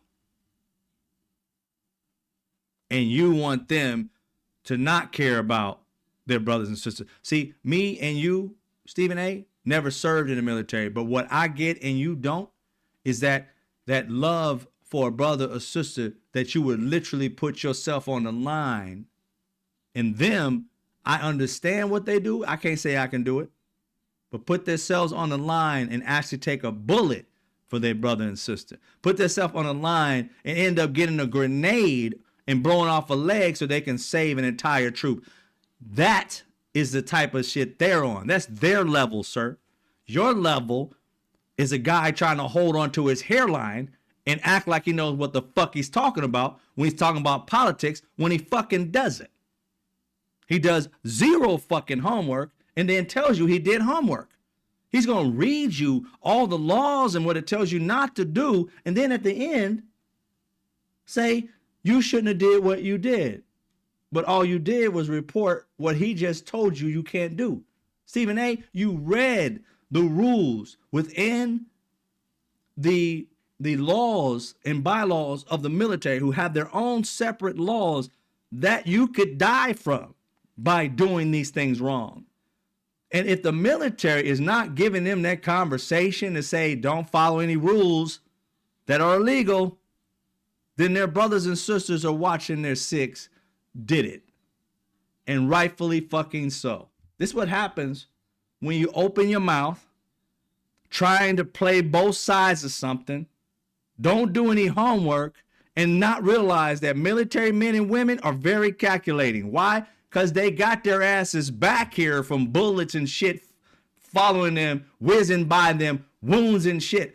They are experts at this shit. You and I are not. And the difference between you and me is I respect the fact that they went through that and they have that ability that I don't have, and I respect. And what you did, sir, was try to act like you have that ability when you don't. It is very apparent, Stephen A., you have no fucking clue what you're talking about. Very apparent. You're sitting here acting like you're above them, even though you say, I don't know nothing about military, but I got family that ain't said nothing about it. Well, if they ain't said nothing, then shut the fuck up yourself, because you don't know. Right?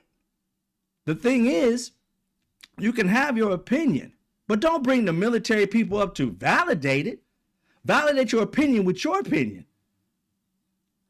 I didn't bring up a military person I knew so I could linger on and cling on to the nuts of a person who actually did something. So therefore it validates what the fuck I'm saying. No, I didn't do that. I did it the fact that you see military men and women and you see what they do. You got to give them that credit that they know what the fuck they're talking about. Had you done your homework, Stephen A., you would have known that these people are already being addressed by military men and women, and they came in to save their brothers and sisters. And lo and behold, had you shut your mouth for a few days, I didn't even speak on this. Had you shut your mouth for a few days instead of chasing ratings and clout and wanting to be a politician when you don't know shit about politics, except for how can I stay on both their dicks at the same time, then you'd realize that now, what happened? There's an illegal thing that happened that everybody's saying is illegal. They killed 2 people that they should have saved. They killed people who were literally fishermen out on a fisherman trip late at night, calling them drug dealers. Had you done your homework and shut the fuck up before you spoke up, you would have known some of this shit. But you didn't. Because you chasing clout. You chasing trying to be somebody bigger than what you are. Bro, you already big in sports. Now you trying to come over and get on your little straight shooter. Your shit crooked, bro. Ain't nothing straight about what you just said. Straight crooked. You brought in simple facts, but didn't associate them with any fucking logic. You brought up the law in this video you had. And that law within the military is what they broke.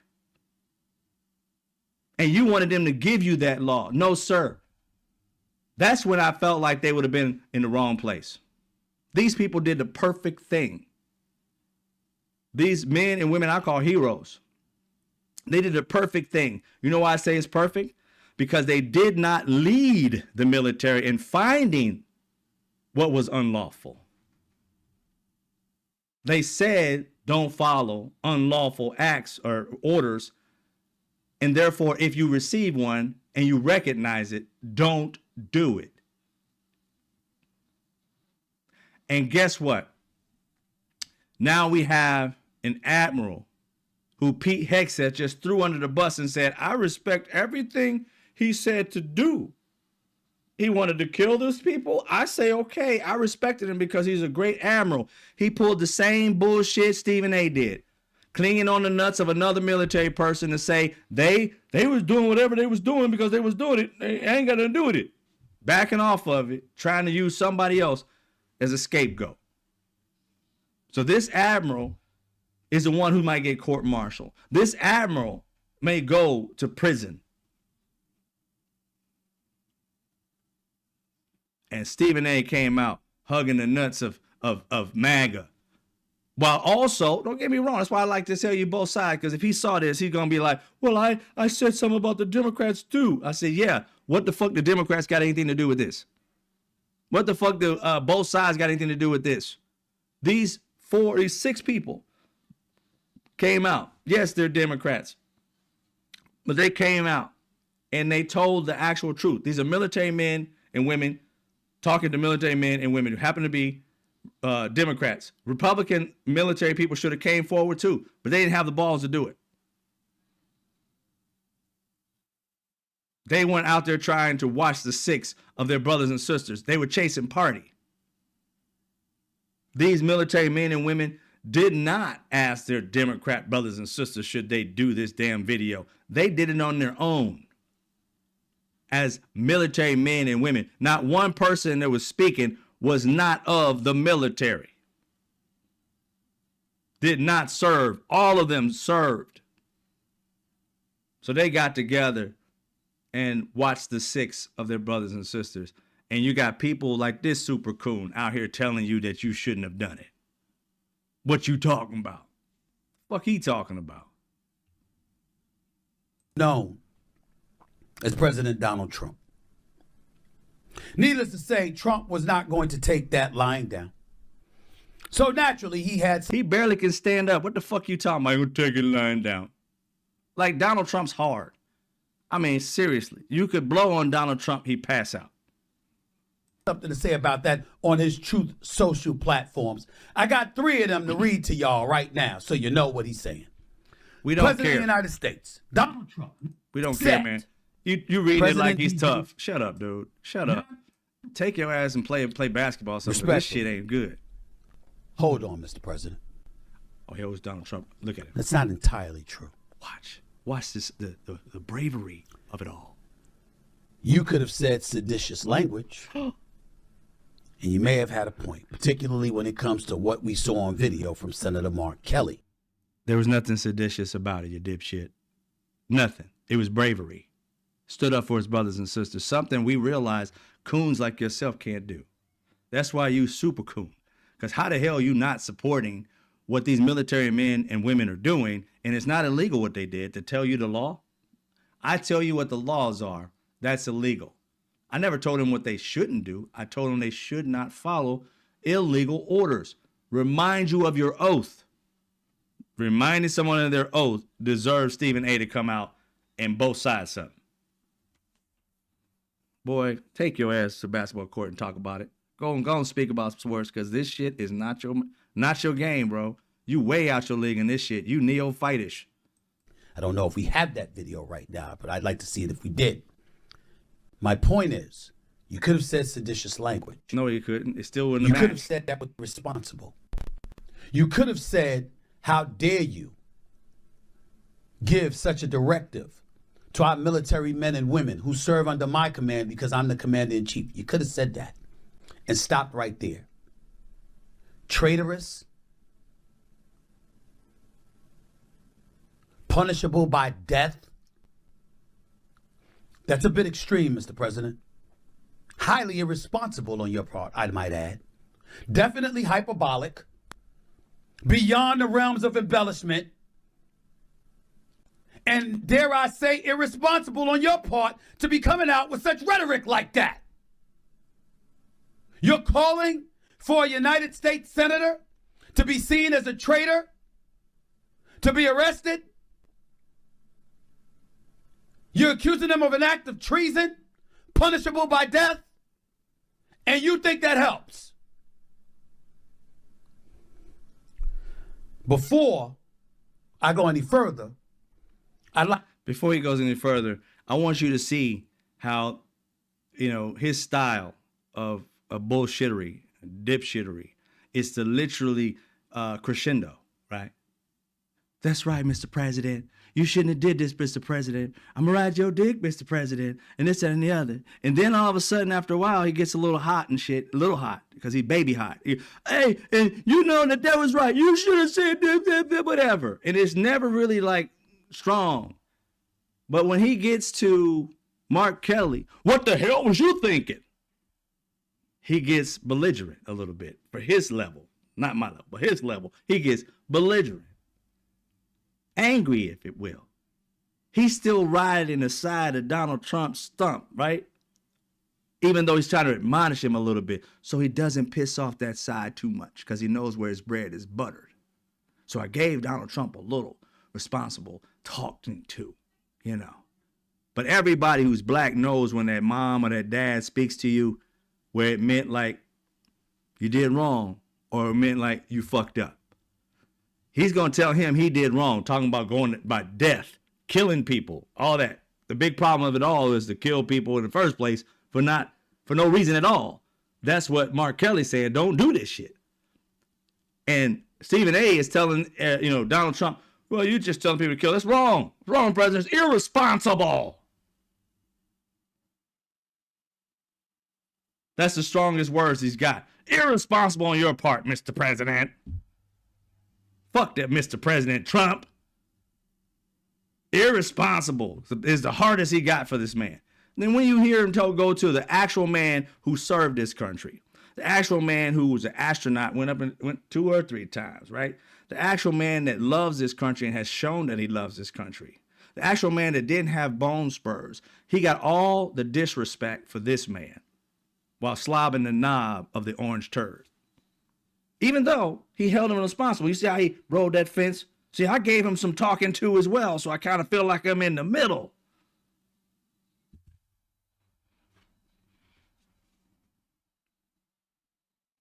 Like my team to put up on the screen the credentials of this particular senator who called for Trump's orders to be ignored. I would like to remind you that this is a retired United States Navy combat pilot Look at who him. served our country with honor and distinction. He's starting to get his I'd crescendo. like to remind the president this is a NASA astronaut. Not to mention a sitting United States senator in the United States of America. That's what you just said. Respectfully, Mr. President, Mark Kelly served this country with distinction. Respectfully, Mr. President. You didn't. You didn't? Ooh, look at that. Nice. Nice. Not as a military official. No, you was Mr. Bone Spurs. I forgot what it was that Westmore joked about when it came to you, the governor of Maryland, and what rationale you used to avoid entry into the United States military when you were younger. But you would think that there's a level of sensitivity that the president would have. You would think. Sensitivity maybe not towards Mark Kelly, but towards the process. Knowing our country and who we are and what we stand for. And he should not be saying something like that. Having said that, Okay. respectfully, to Senator Mark Kelly and the other 5 representatives in our nation's capital, Trump wasn't entirely correct. That's true. He wasn't entirely correct. So he was partially correct when he was absolutely not correct. You see how he ride the fence? He wasn't partially correct. He wasn't wrong. He really was 100% wrong. The only reason they're doing this is because they knew they broke some kind of law, so they do whatever they can to make a big story to get you to stop talking about the bullshit they did. Notice how all this shit's going on. We're not talking about Jeffrey Epstein anymore. They're over here fucking up shit, and they're like, oh, we didn't do nothing. We're not talking about Jeffrey Epstein anymore. Now, they done fucked up where Pete Hegseth might go to jail if they really follow through on what has happened. And then you got people like this dude and others that literally try to drain you out of that and try to say, well, you're just wrong, Mark Kelly. It's like, wait a minute, bro. Did you even wait a hot second to find out what it is? You know what I'm saying? They didn't have to say it. Wait for the military people to tell you what it is, because obviously from the outside looking in, Mark Kelly and these 6 people, altogether these 6 people, were setting it up for the other military men and women to be okay to say no to the shit that Donald Trump and Pete Hegseth is getting them to do. They did their job. They're heroes for that. To save their brothers and sisters from getting court-martialed. Some of them are too late. But because it was brought up, from here on out, you ain't going to see too many boats get blown the fuck up. Not that way.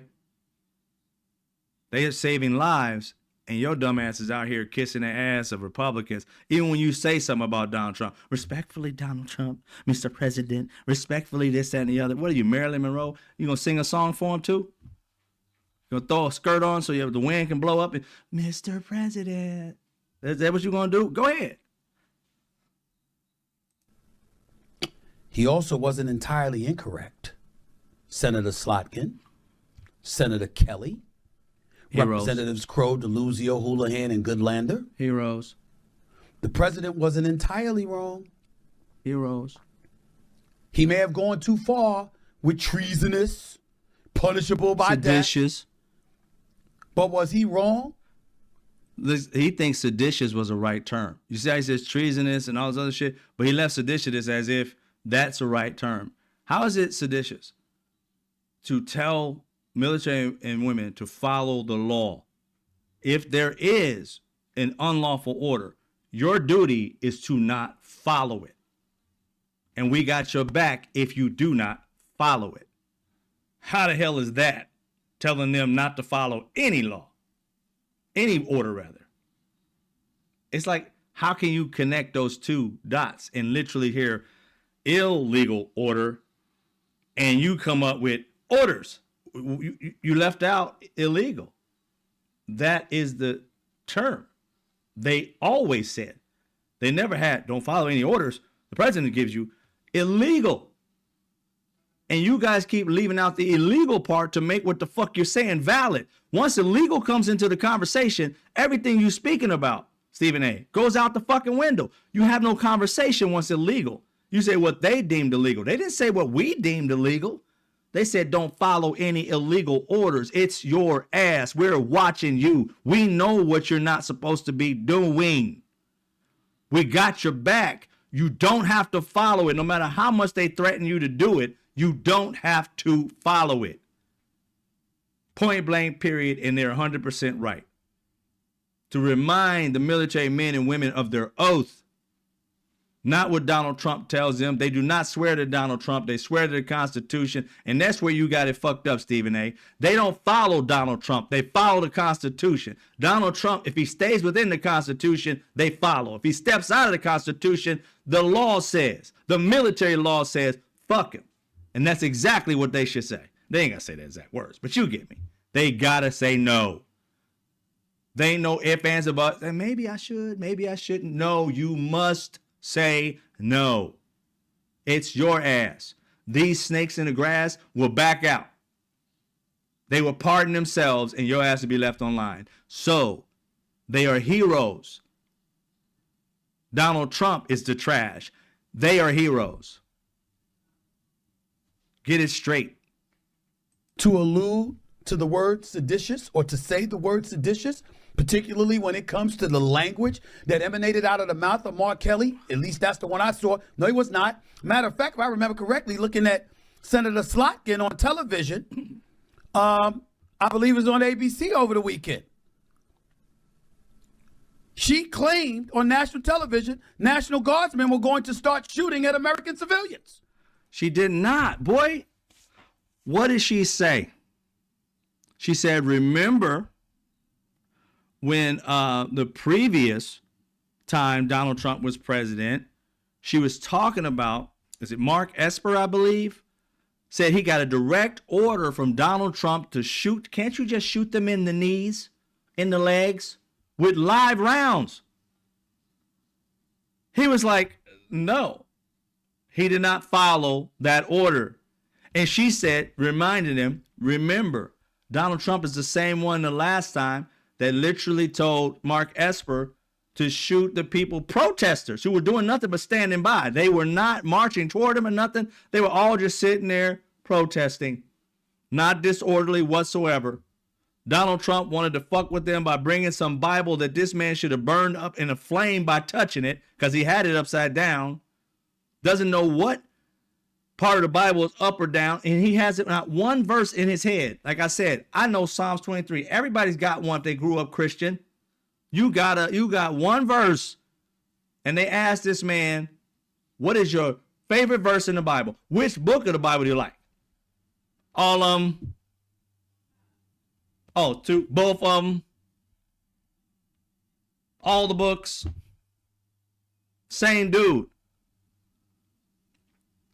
Same dude didn't even know how to actually spell, or not even spell, to say verses in the Bible or books in the Bible.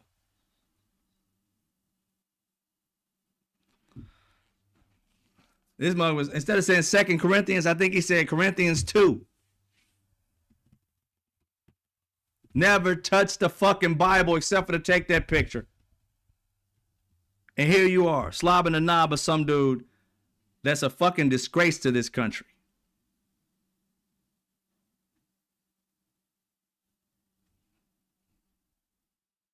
Exactly. 2 Corinthians. DJ, that man ain't never touched the Bible. Talking about he the second coming. How can you be the second coming? That was Paula White's dumb ass.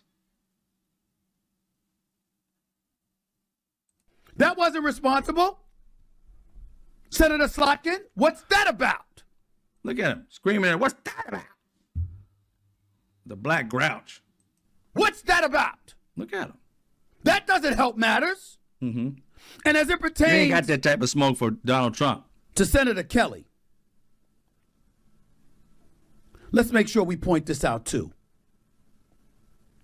because this is incredibly important.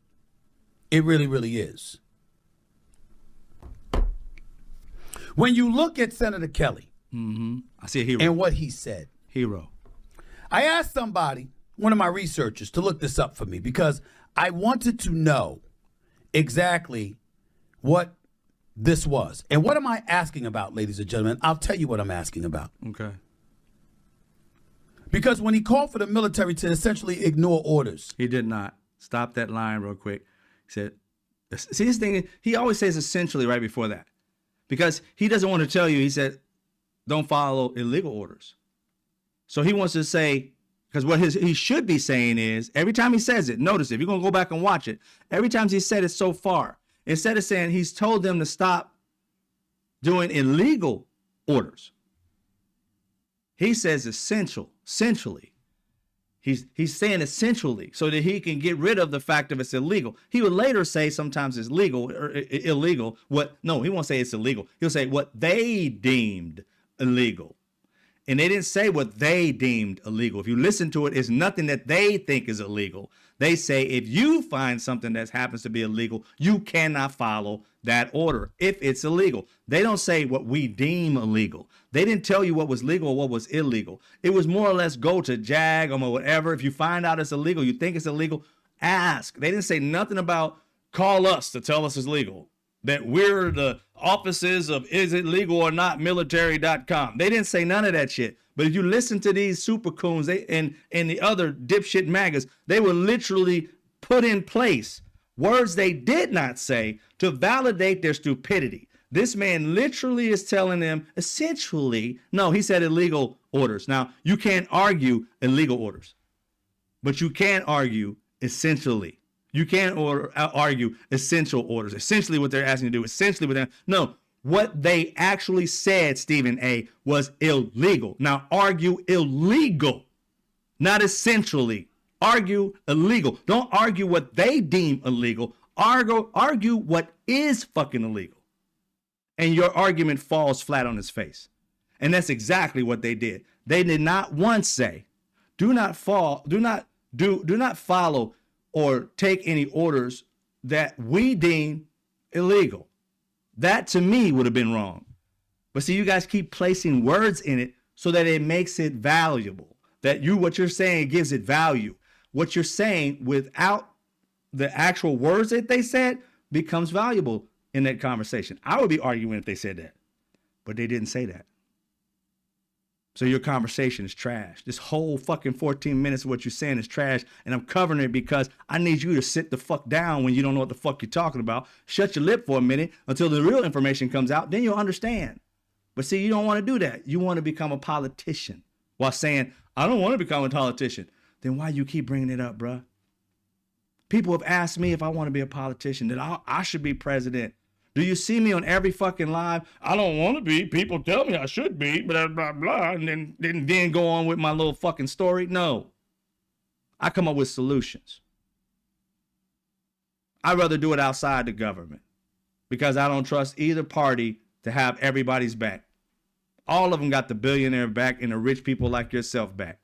You're getting opportunities off of Donald Trump. That's probably why you're on the side of his knob doing it, because of the fact. And you say, oh no, I hold him responsible. Listen to wait. I want you, Stephen A., to listen to how you spoke about Donald Trump and how you spoke about Slotkin, how you spoke about her, how your venom went to her, and also going toward Mark, your venom goes toward them. But you was like, oh, Mr. President, you had respect when you talked to Donald Trump, even though you was trying to admonish him a little bit so you can seem like you riding a fence. You riding something all right, but it ain't a fence. It's got two balls at the end of it. But it sure as a fuck ain't a fence.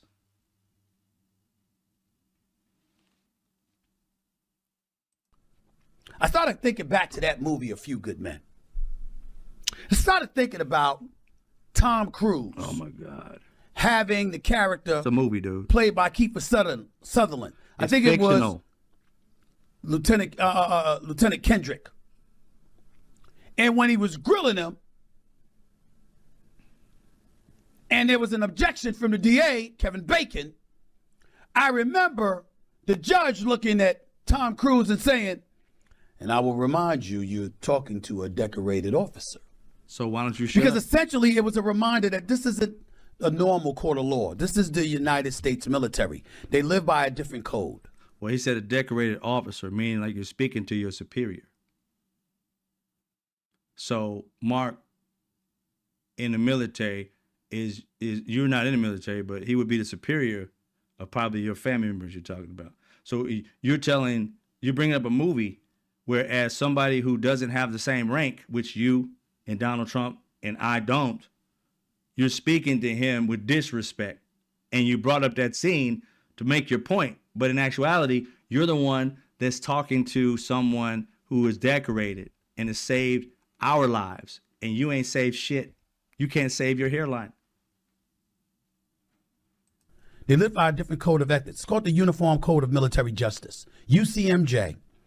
It's the federal law that governs the conduct of all U.S. military personnel, active duty reservists, and in some cases, even retired service members. It functions as the military's legal system, separate from civilian law, with its own courts, crimes, procedures, and punishments. That's what it says here. What does the Uniform Code for Military Justice actually do? It sets the rules for crimes and offenses, service member rights, court-martial procedures, non-judicial punishment, Article 15, by the way, and command authority. Why it exists? Because military service requires standards of discipline and readiness beyond civilian law. Mm-hmm. Essentially a consistent legal framework. Mm-hmm. If anybody knows that, it's Mark Kelly. Exactly. And what he knows about it is he's got his six. He got all their six because he knows for some reason these people, just in case, I'm sure that people contacted them. These are military men and women. Like I said, they're strategic. They woke up every day having to do the same shit. They shined their shoes to the point where they could see God in them. You feel me? These people had to run and do PT. These people had to stand while bullets whizzed by them. They are a different fucking animal, bro. And you're talking to them as if they have not done their homework. I guarantee you they were 400 miles ahead of you and me prior to making that video. They knew what was coming ahead of them. They knew this news cycle was about to happen because they just validated their brothers and sisters to speak the fuck up. Without these women and men, there wouldn't be the news cycle right now with Pete Hegseth killing 2 innocent fucking people as the military, and this admiral would not be having his fucking neck on the fucking line, you dipwit. The mere fact that you think you're a step ahead of Mark Kelly is fucking laughable. Mark Kelly is way ahead of you. Slotkin, way ahead of you. All of these men and women, way ahead of you. And you jumped in front. They're trying to protect America. You're trying to protect yourself and your little dick riding on the fucking right and try to ride on the fence for the left too. Dude, sit the fuck down. Have several fucking seats.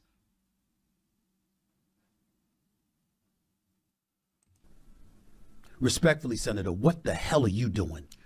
Okay, he broke out hell on this dude. He ain't broke out hell on nobody else. He breaks out that respectfully shit. Donald Trump, he was mild with him. That was disrespectful, Donald Trump. Disrespectful. Disrespectful. While he's slobbing the knob. This dude right here, respected man. His wife has gotten shot in the head. Almost died. This man has served us. You owe him that respect. And you didn't give it to him. You said, respectfully. What the hell? You didn't go, what the hell, Donald Trump? What you doing, Donald Trump? What the hell? You didn't bring out no H-E-double-L on nobody but this man. You yelled at the woman, gave him all the hell at the very beginning of the conversation about you had to admonish him about. But Donald Trump, it was like, they're not, it may be seditious, possibly. But all the other shit possibly could be. But Trump, it was just not smart to do that. It was not nice. You could have said something better. You could have said seditious. But with this man, highly respected, no bone spurs included. You break off with what the hell? That's not riding the fence, bro. That's pretending to ride the fence. And when you said that, you know MAGA got excited. He's getting it worse than our guy. And that's your game. You want to play both sides, say you don't want to do anything with the military. I guarantee you this man will be trying to run for president. I guarantee you. You ain't going to win like one state, bro. You damn sure, you might get some other super coons to vote for you. But black people, shit. Anybody of black ilk is not going to vote for your dumb ass. Just the shit you just did right there. You riding the fence. Looking into the camera and telling military men and women. He's a military man and women. He's telling, get it straight. He's telling his brothers and sisters, people that he done fought alongside, people he done trained to fight, a man that has put his life on the line more than your fucking ass has gotten your ass out the bed and did anything but for your fucking self. Put some respect on his name, you dipshit. To ignore the commander-in-chief. How dare you? How dare you do that? That's right, I'm calling out. I never served in the military. And shut the fuck up about it then. Shut the fuck up about it. You want to talk about something, talk about what you know. And what you don't know, leave it to them to do and respect that they know what the fuck they're doing. It turns out they're heroes and not this shit you saying. Now, will you get in front of a camera after you found out that Pete Hegseth and his boys killed 2 innocent people, a boat of innocent people out there fishing? He killed them. Are you going to step up and say, Mr. President, you fucked up? No, you're not. So if you ain't going to be truthful for all sides, shut up, dude. This is not no both sidesism. They did the right thing. Dude, you riding for fucked up. And you ain't never said he fucked up. You just said, it's just not good, Donald Trump. It was unkind or some bullshit you said. You didn't say unkind, but the timid way that you just raised your voice, but didn't get disrespectful. This dude, you started out with disrespect. After you gave him respect, that you didn't do this, Donald Trump. You didn't go and serve the militaries. As far as I know, you had bone spurs. You didn't even say that. You kept it even calm. What somebody else said about you, I'm not going to repeat type of thing. This guy, what you said about Westmore or whatever, blah, blah, blah. You didn't come up with Mr. Bone Spurs? No, you didn't. You had no real disrespect for him. You had an admonishment like he did, like he just took it overboard He was right to do it, but not so far. You went a little too far. You were right, but too far. These people you're saying 100% wrong. Turns out they're right, and you guys were wrong. That's true. I have family members who did. Some of my best friends have Marines, Air Force, Navy, Army. We don't give a shit. We all got that in our family. You can't borrow from them unless they're on the fucking mic speaking. I got a brother in the military. What did I say when I said about my brother in the military? It does not give me any validity about what I'm saying. He served, I didn't. And even if I said what he said, it still doesn't give me any validity. You're over here trying to borrow from family. I got family members and this and that and country, and they play badminton, and we don't give a fuck. Thank you for the service. But they're not on camera saying this shit. You are. And seeing as how you riding the dick of MAGA, we can't trust a fucking word that come out your mouth. Bring them on set. Let them speak. Let's see if they're part of the coonassery. See if they got y'all little your group of coons coming on. Come on, the Super Croon and friends. Bring them. It's bullshit you speaking. Trying to get some validity for somebody else that served. This man served. You don't trump him. I haven't heard one of them, not one of them, say that was okay. Did you ask him? How dare you do that? Is it treason? No. Is it punishable by death? It shouldn't be. So the answer is no. Okay, then your boy said that. Your boy said that. So why you got that smoke on his side? Your boy said these. No. No. Then your boy said that stupid shit. So why can't you get on him saying that that was stupid? That was a dumb thing to say. What could you say about him that be close to hell? Maybe what the hell was you thinking, Mr. President? Did you come up with that? You didn't say nothing about it. You didn't disrespect him like you disrespect the man who literally fought so your ass could do what you do in this country. The disrespect. But you know better, Senator Kelly. You know better. How dare you do that? Look at him, pointing his finger at him. What are you admonishing him. supposed to do? You're a ranking senator. Look at him. You can go to the Senate. He ain't got none of this smoke for Donald Trump. None like that. He raised his voice, but it was still in like a wussy type of way. This right here is, he's got anger. He's got a little anger behind it. The fuck is that? Polka dots? Whatever the fuck that shit on your shirt is. You can go to the House. You can put up drawer paperwork. You can try to start articles of impeachment if you think there's something illegal. I mean, damn, it ain't like y'all haven't done it before. Okay, so he's supposed to go through a process. But Donald Trump is over here blowing people the fuck up and didn't go through the process. And ain't getting no smoke from you. Killing innocent people without going through the process. Funding a semi-war on drugs that nobody knows about, nor is it being paid by the House because they have not validated this shit. And he's just making up some fictitious fucking type of war of crime.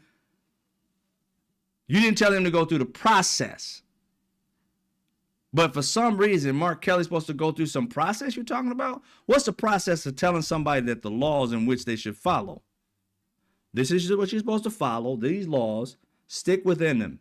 I don't know what Donald Trump is doing legally or illegally, but guaranteed Mark Kelly, I was gonna say Mark Esper, Mark Kelly, Slotkin, and all the rest, I guarantee you, like I said, with military men and women, it's strategic, baby. Those men and women knew exactly what they were doing. And what they were doing was protecting their brothers and sisters so that they wouldn't be going through what this admiral is going to be going through. And they turned out to be right because other military men and women were asking for their leadership and they stepped the fuck up. And here you are trying to be Captain Fuck 'em Up though, because you ain't trying to save nobody. You literally trying to put military men and women in harm's way. And because you read about it, why don't you listen to the people who actually served?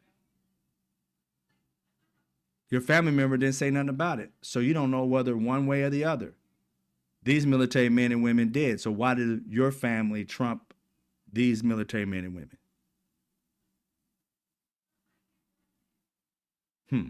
They aren't the ones out there breaking laws and may be in trouble, are they? I mean, it's simple mathematics, bro. It's 1 + 1. You guys coming up with 3 million. I don't understand that shit. You got all the smoke and there ain't no fire on this side. Y'all fucking up. Your group, your clan over there is fucking up. And these men and women, heroes that you mentioned, these men and women are trying to save America, and you're on the wrong side. It'll find out in history how bad you were, how bad a decision you made. But we'll let you go ahead and make that.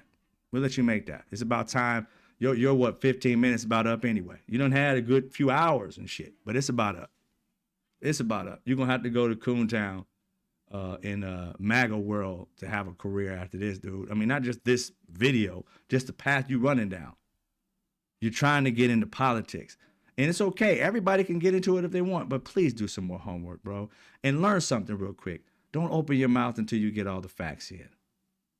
You see how I never spoke about this? And now that there's a situation where these individuals, military men and women, it's been said, even Pete Hegseth said that they were all excited about how they blew these people up and shit and how they had that second strike. And now they're trying to say, oh, it's just one strike. They admitted that it was 2 strikes. Now they're saying it's 1. Oh, something, Stephen A. Maybe you can speak on that and update your little bullshit. I bet you won't. Because you can't ride both sides on that, because it's the left side that fucked up, the right side didn't. It was the Republicans fucked up fully. Let's wait for Stephen A's fucked up Republican review without putting it on the other side too. How about that? Can't do it, can you? Because you can't become whatever little politician you want to be if you don't ride both sides.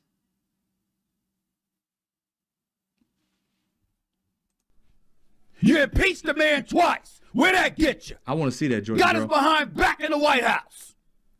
Had you left him alone since 2020, maybe he wouldn't be back.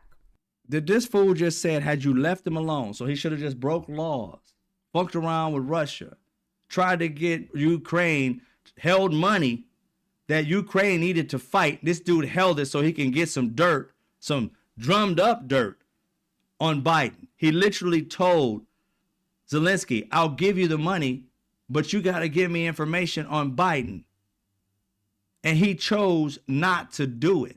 Donald Trump held on to his money until the House and Senate had to figure it out and say, look, you got to give him this money. He finally fucking released it. Like, what, 90 days or some crazy days after, when this man needed this money. And you're telling them they should have just left that the fuck alone? Man, the fuck is wrong with this dude? Either you don't know about this, or you okay with just saying, let it slide. And if you're saying let it slide, what kind of politician are you, bro? Let it slide? No. If a Democrat did this, I want their ass arrested. If a Republican did this, I want their ass arrested. There ain't no fucking riding no sides. The law is the fucking law. There is no jumping from one side to the other to kind of make the law less of a law. No man, human, is above the fucking law. Simple as that. It's simple, bro.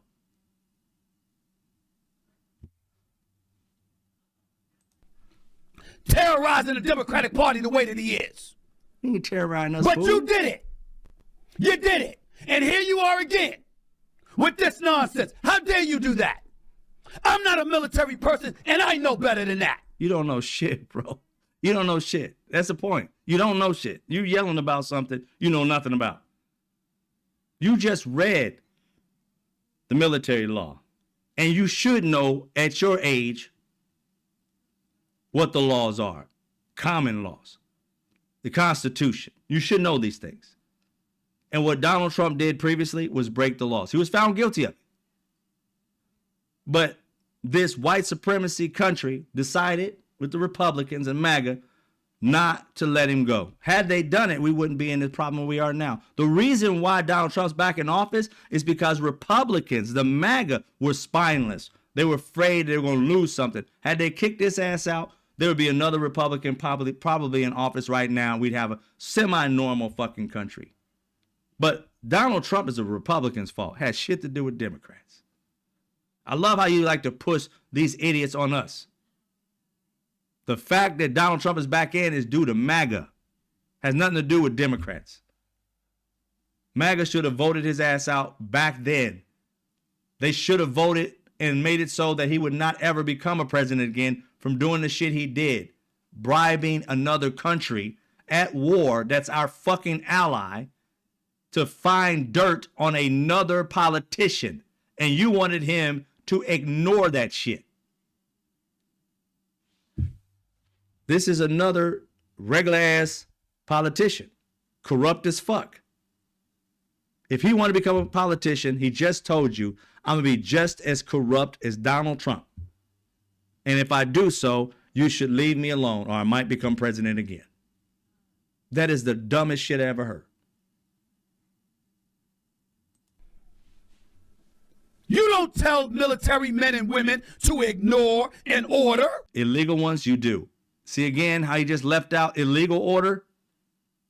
You're conflating two things, bro. You're arguing two conversations here. You mentioned illegal way early in your conversation, and now that you put order and shit, you forget essential. You forgot illegal. You just saying orders now. You don't argue the damn point down. It's like a pencil. That shit's down to the eraser. You done chopped off everything else, but the fact that it is illegal, bruh. Illegal orders. Can say it, should say it. They should live by it. It is the military code. If they do not do it, look up the Nuremberg order. Look at that. Pay attention to history and you'll see the shit you're arguing for is putting men and women in service in danger. And you're sitting here speaking on the part of the people who have no problem putting these men and women in harm's fucking way. You're not a patriot by doing this. You're not a good American by doing this. You are a fucking traitor by doing this. You're putting great men and women who are busting their ass for us in harm's way because they want to listen to their leader tell them the truth. They trusted their leader's going to put them in a good position, and to put them in an illegal one, you're saying it's okay, bro. Because you keep leaving out illegal. In order, they follow. An illegal one, they can't and they must not. And Donald Trump and his minions are arguing that they should follow every one of my orders, even if they are illegal. And you're on the side of telling them to do the same. So who's got the military men and women's back that aren't in Donald Trump's good graces? You're not. Mark Kelly and the other 5, they are. From the commander-in-chief? You don't do that. Yeah, you do. Is it going to amount to what Trump tried to embellish and indicate? No. But that don't make you right.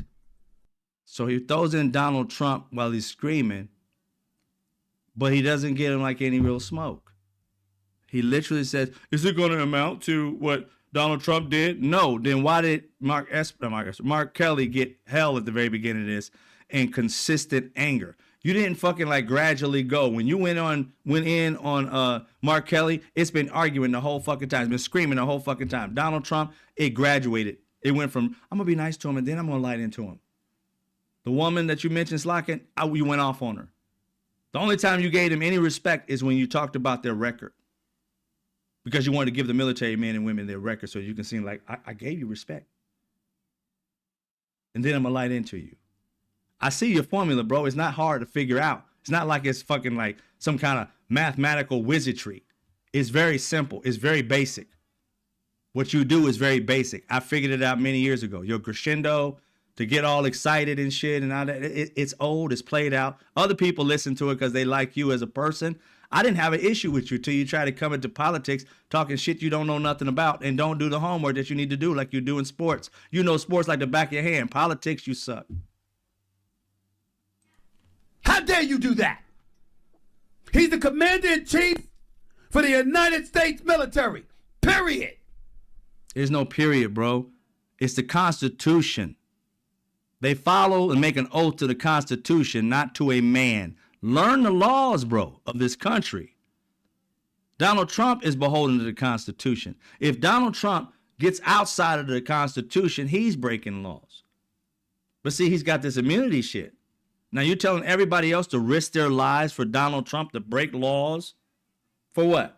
Because he's going to pardon them I don't want to be in trouble. And like these men and women, they go in to be loyal to the country, to fight for the country, to fight for our rights, not to fight for some man to do illegal shit. And just because he's the president, I'm supposed to follow it, even though I may go get court-martialed or go to jail 11 worth for it. I'm going to make him feel good. That's the shit you saying. Who would want you to be president if this is the ideology you have toward your men and women that you're supposed to be the man that's in chief? When you saw Obama, when you saw Bush, or even you saw Clinton, when they talked about the military glowing things, I didn't hear not one president disrespect military men and women until Trump. And here you are, got smoke from military men and women, and you ain't served shit. I guarantee you ain't probably served dinner nowhere. Talking about serving the military. But you got smoke for them when they ain't did nothing but follow the law. Tell me where they broke the law. Tell me where they broke a military code. They broke his feelings because he wants these people to do illegal shit. And he ain't done doing the shit he's trying to do. And he's going to want them to do something in Venezuela. All the shit that's going on in Venezuela, it has not been validated by the House or the Senate. That is the law, bro. That's the Constitution. In order to do something like that, they got to get permission and they got to get the money from the House. They can't just go get billionaires and millionaires to give the government money to do this shit. It has to go through the House. So where are they getting the money from? You ain't got no smoke for that. Either you don't know that they're supposed to do this, and if you don't, what kind of person would you be running for office? And if you don't know that this is supposed to happen, why the hell are you speaking on something that you know half-ass about? Like you got some kind of validity behind you. Like you got something that, like facts behind you. You do not. You have no business doing that.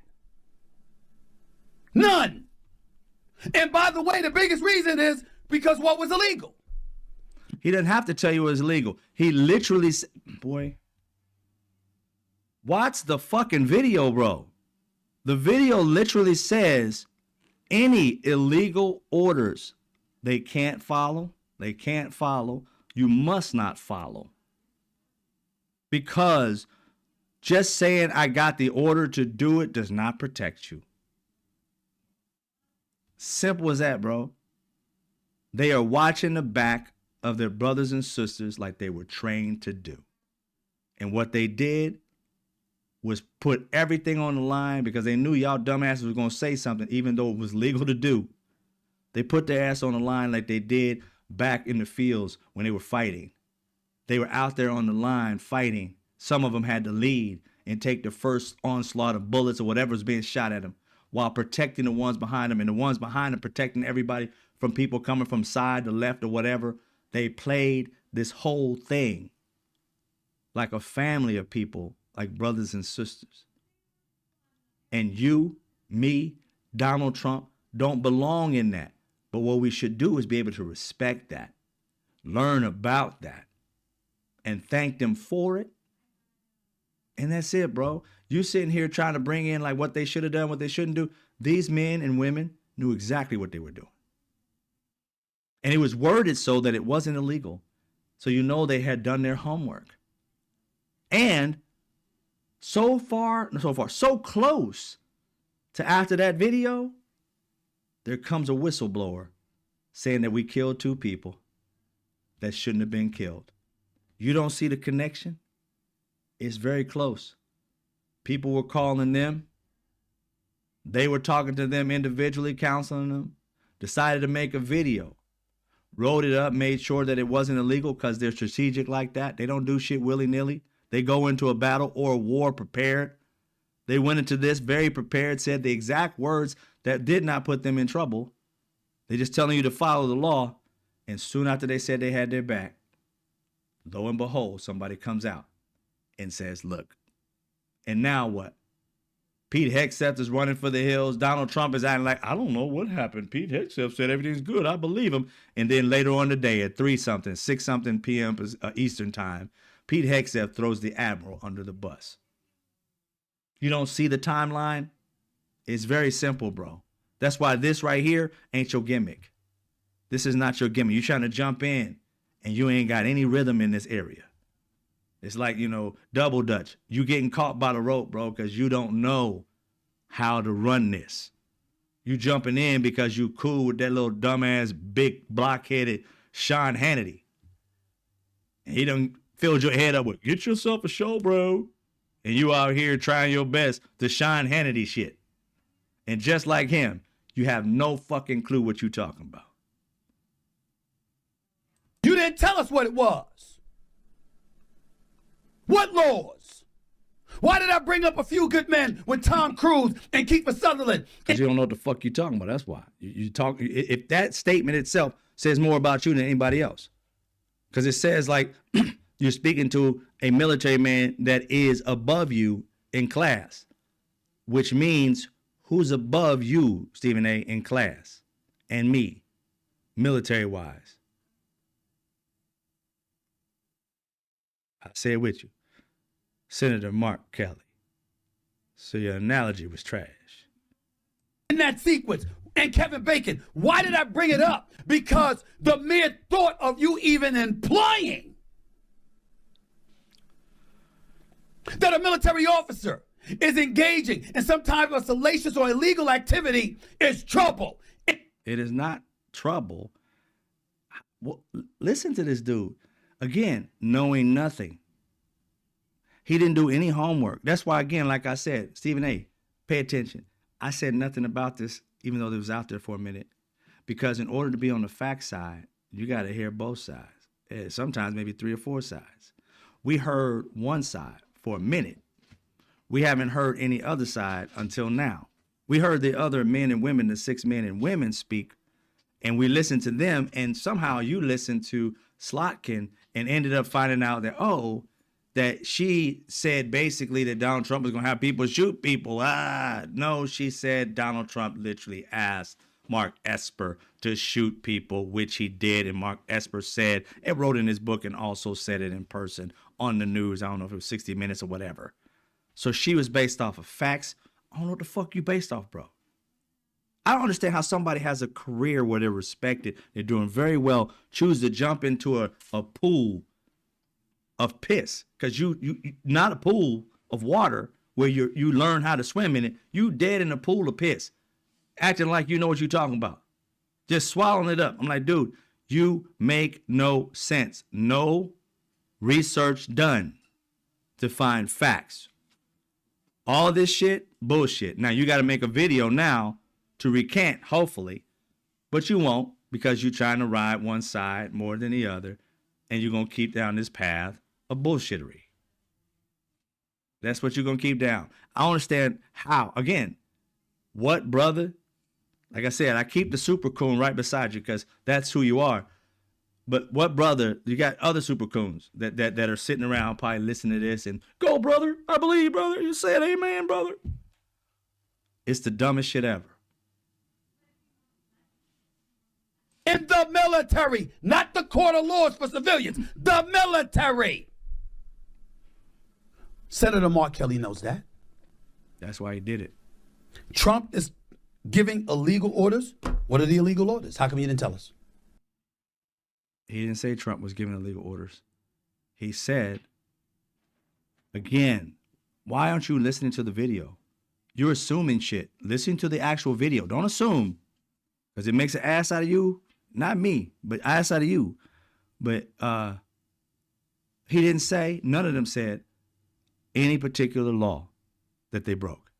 Now, had they done that, that would have been wrong, because to tell somebody else what the law is, even though you're not a part of JAG and things of that nature, that's not good. You don't give people legal advice. They didn't give them legal advice. They said, do not break the laws. If you are told to break the law, don't do it. Again, just like they out in the field, watch out for that mind. In the field, there's somebody in the hills. Protection is what they did. And like, again, had you waited, you would have realized they're right.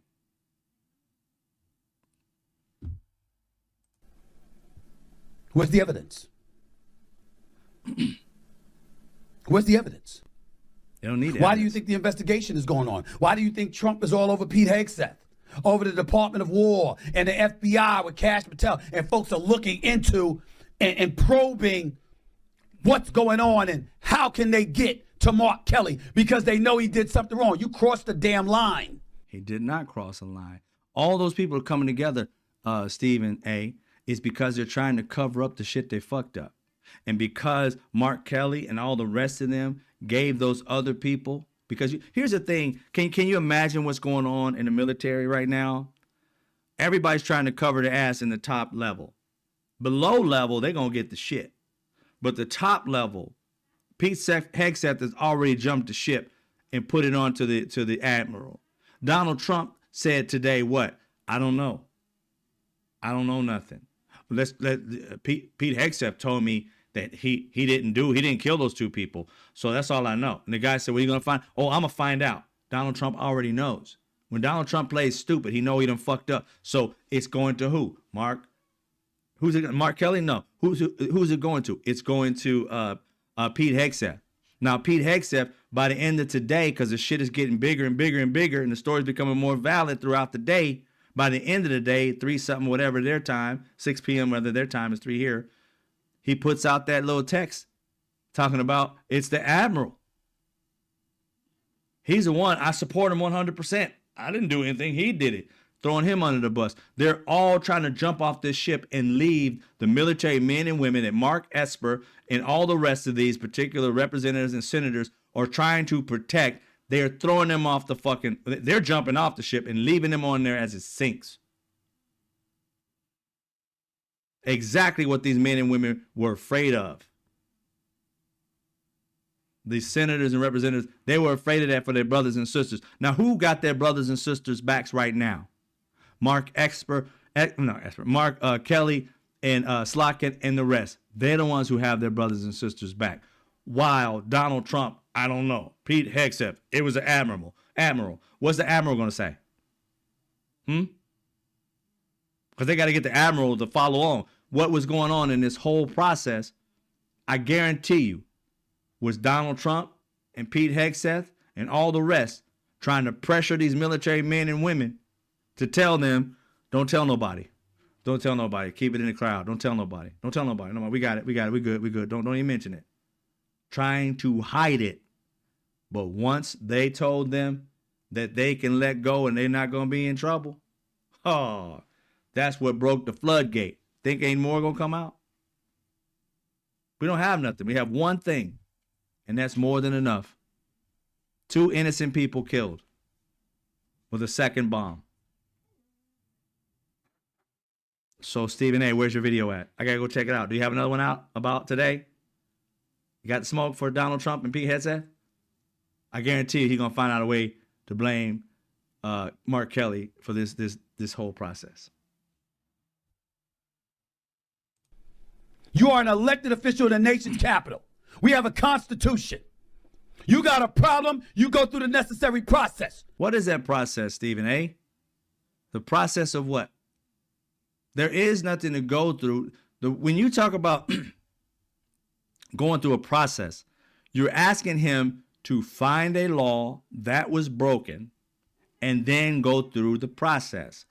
Why on earth would Pete Hegseth and Slotkin, who aren't there, aren't witnesses, be the ones who come forward and tell you this, that, and the third? No, their constitutional process, their congressional process from the House and the Senate starts when the whistleblower speaks. You didn't know that either, huh? So they're supposed to start an investigation on something they don't have no information on? No, they open the floodgates so that people can say, we got your back and we're going to fight for you. You're not going to be left in the dark. We're going to fight for you. And as soon as that happened, one person has come out and spoke to Washington Post or whatever. Maybe there'll be more. So what's the process? Whoever gave that to Washington Post, if they're in the military, hit up Mark Kelly, Slotkin, and the rest, and they got your back. Now, Stephen A., the process in which you're asking about, that's when it starts. You don't even know how this shit works, yet you're out here admonishing people for some shit that you're ignorant about. Several seats. Sit the fuck down. Whether it's Hakeem Jeffries in the House, whether it's Schumer in the Senate, or anybody else. That is the point that's the process you're supposed to go to. You don't go in front of the cameras and give military officer or military personnel a directive to ignore their commander-in-chief, and you've given no evidence what his illegal orders were. And if you try to sit up there and say, oh, it was just alluding to a future reference to future situations, oh, so he's going to give you an illegal order in the future. No. It's if any illegal order is being given to you, then you can't follow it. Telling somebody what the rules of engagement in the military are is not breaking a rule. I mean, literally telling you the rules. And in order for you to get upset, you'd have to be thinking about giving an illegal order. Otherwise, you would come out and say, that's a legitimate statement. You guys should not be following a law that's illegal. Next, you're fighting because if Donald Trump's not going to do anything illegal, then this is just repeating what you see on paper, the rules. So if I came out and say, you're not supposed to, thou shalt not kill. Am I assuming that you're about to kill somebody if I tell you thou shalt not kill? Well, you know, the Bible says thou shalt not kill. So I'm going to say, you're going to get pissed at me and say, where did I try to kill somebody? When did it happen? Where's the law that I can't kill people? What? I tell you what the Bible says. It's not telling you, I believe you did what the Bible told you not to do. It's literally just repeating what the fucking Bible said. They're telling you what the laws say. And they want their military men and women to know that they shouldn't. And you got to understand something.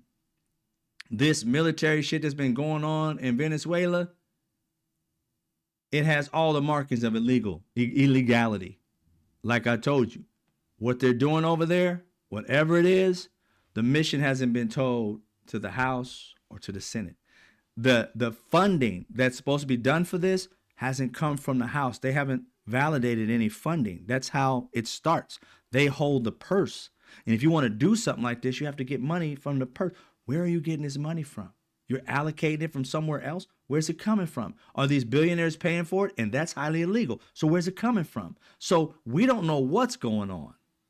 And this is a way for them to say, if there is anything illegal going on, we got your back and speak up. And you're telling them they shouldn't say that. Shit don't make no sense, bro. Ladies and gentlemen, that flies over the airwaves of Sirius XM. Shut up. Or one of these news networks or something like that. It does not apply in our military. It does apply in the military. The military is the one who tells you that you cannot follow illegal orders. That's where it comes from. These men and women are out of the military, and it's flying on the news like you said it flies on the fucking news. They put it on the news. They didn't put this out on a military base. They didn't get re-enlist and go back in and say, hey, this is what's happening, y'all. No. They reminded their brothers and sisters what's right and what's wrong. What's in the laws and bylaws of the government as opposed to the city and state, stuff like that. What's in the military. They reminded them of it just in case they forgot. That's it. And there's nothing wrong with that, bro. I don't know why y'all trying to make something out of it. I do know why. I truly believe I know why. I'm not 100%. Is that for you, you're just ignorant. For them, they're trying to cover something up. Why else would you get mad about it? It literally is saying, don't follow any laws that are illegal. Be like, they're right. If I do something illegal, you shouldn't be following it. Next. Not a big deal. Only people like hit dogs will holler. If you told me, Drew, don't do this or do that, if I'm not doing it, I'm like, if you tell somebody else don't do this, whatever, and it was with me, I'm like, well, yeah, he's right. If I do that, you shouldn't be hanging with me. But I'm not doing it. So, but that's right, you shouldn't. Just like you tell your kids, don't hang out with people that do bad shit.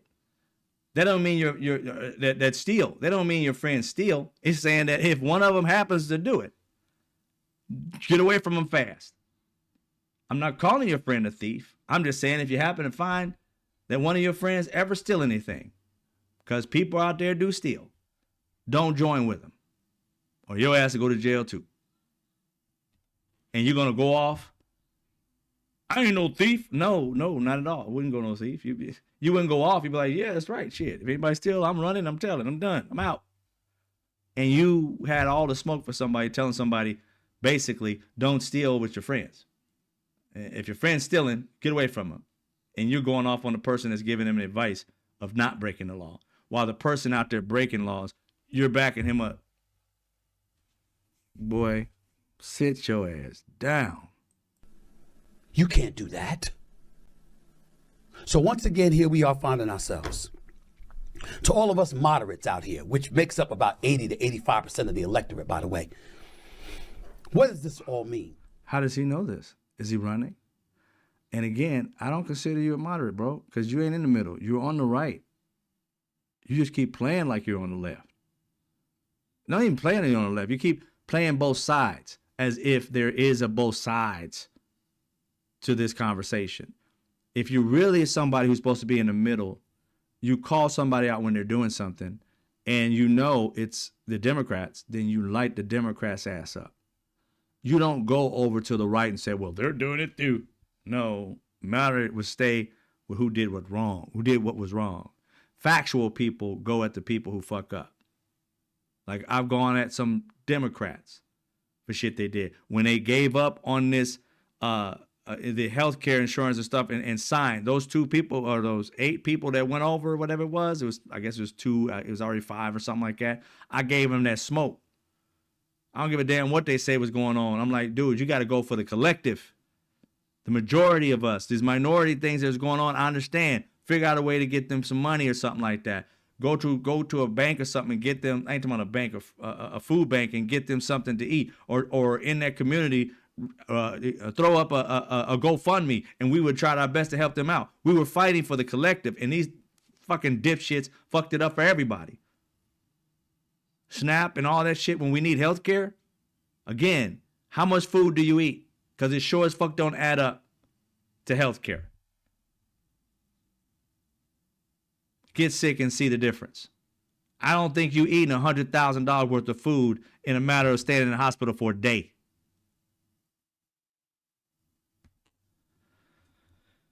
Oh, these people, yo. What this all means is that We almost done, there's y'all. an absence of common sense on the fringes. You. Hell yeah, you. Common fucking sense does not live in that receding hairline. Those little frowns in your hair like mine, it ain't living there. Boy, you are absent of it. Absent. I mean, the shit is gone. Extreme right, extreme left, people don't know how to hella act. There is no real extreme left you're talking about. There's some people over here that you guys call liberals or whatever, but you guys...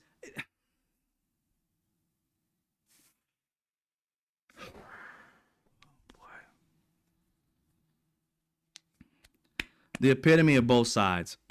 Sorry, ladies and gentlemen, I'm going to have to get this. Give me something that the extreme left want that the majority of Americans don't want or need. Free health care, or at least a health care plan. That's the extreme left, you call it. What's bad about that? The extreme right, they want white supremacy. They want all the Latin people out of here. They want jobs just because they're white. They don't like you because you're black.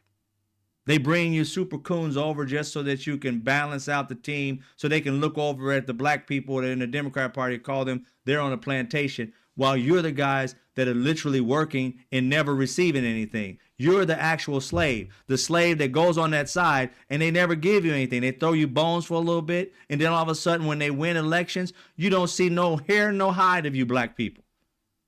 Where that McDonald dude, or Donald, whatever, Byron Donalds, where the fuck is he?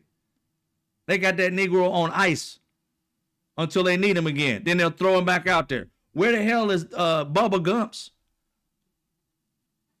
Right? Tim Scott. Where is Bubba dude? Where is he at? We don't see him, do we? They throw those Negroes out there like they bait. Go out there and give me some more Negroes. Put the bait on it and have them go out there. Try and infiltrate the Negroes again like yourself and then bring you back over. Then we get people who say they moderates and they speak all about this whole conversation, Stephen A. You gave no real smoke for Donald Trump. You kept respectful of him, but then got disrespectful of Slotkin and Mark Kelly. There was no like sir to them, ma'am to them. You gave that Mr. President, Mr. President. No, Mr. Trump or Donald Trump or President Trump. No, Mr. President, Mr. Over here, you gave him the smoke. Where was that at? Again, you don't really give these people their respect and they just do. And what you just did, Stephen A., was highly disrespectful. You playing both sides when it's Donald Trump that fucked up.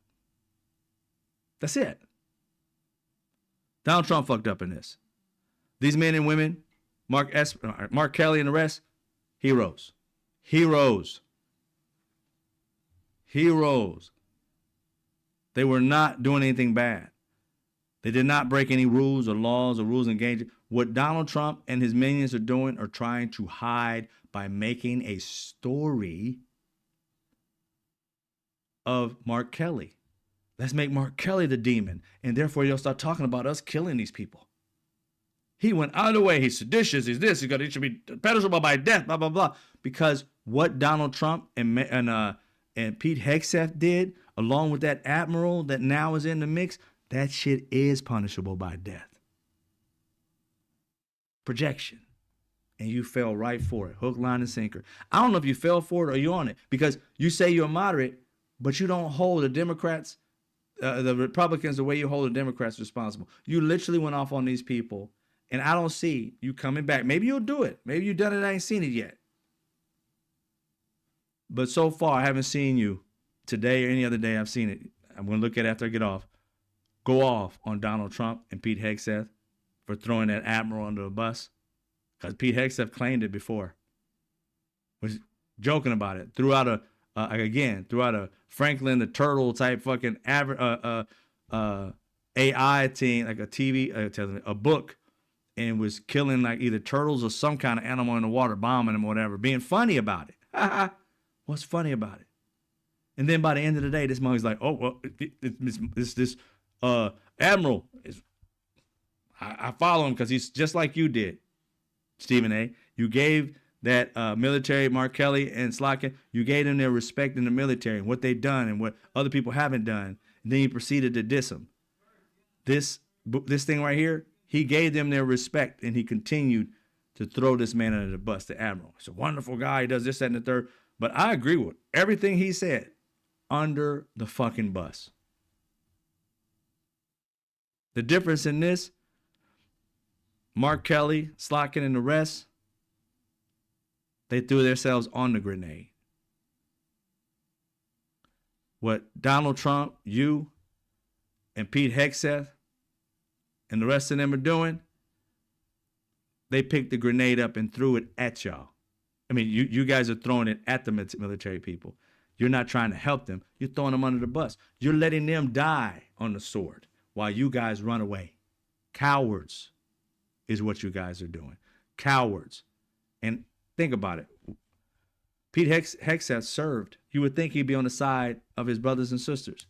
He's on the side of the head coward in chief.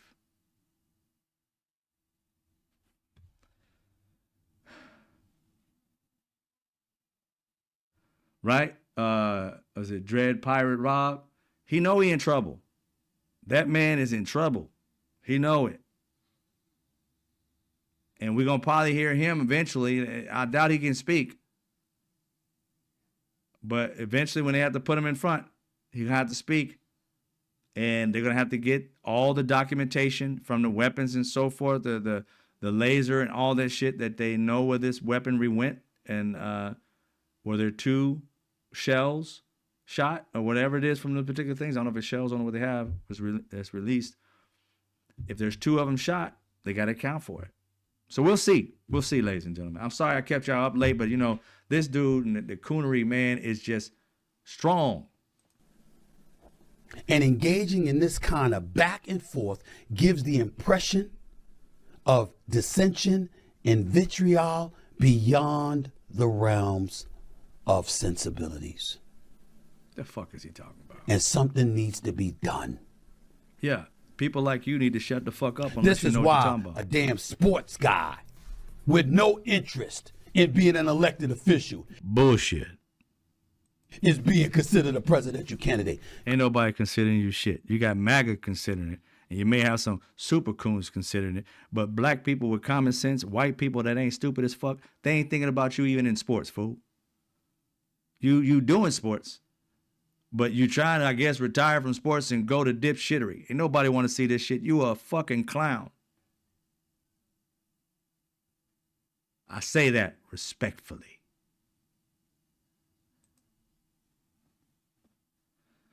Thank you, Dennis. Take care, man, if you got out of here. Is that the end of it? Let's see. Because we don't trust their asses. Because they don't know how to act. We don't trust you, fool. You ain't on no This is moderate. overboard. You're not a I moderate. thought hyperbole and embellishment was supposed to be reserved for Trump, Senator Kelly. That's what I thought. Evidently, I was wrong. You were wrong for this entire thing. Just to let you know. Well, I take it back. I take it back. You had a lot of moments where you spoke the actual truth that was written down for you that you read. But when you went off the top of the dome, yep, just like your head, it was pilt back wrong. It's fucked up. What you had to say, whack, whackety whack. Your own words, whack. When you gave out the facts, they were factual. The rules and everything, but how you interpreted them, dog, I don't know where you got this shit from. If you want to talk about somebody being in the middle or moderate, pay attention to me. I'll hold all their asses accountable, just like I held your ass accountable. Ain't no lies coming through here, bro.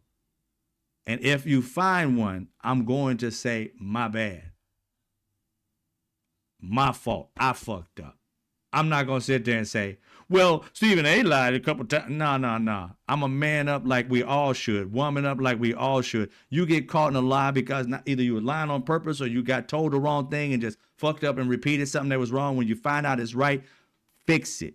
Don't go riding on your fucking fuck up. Fix it.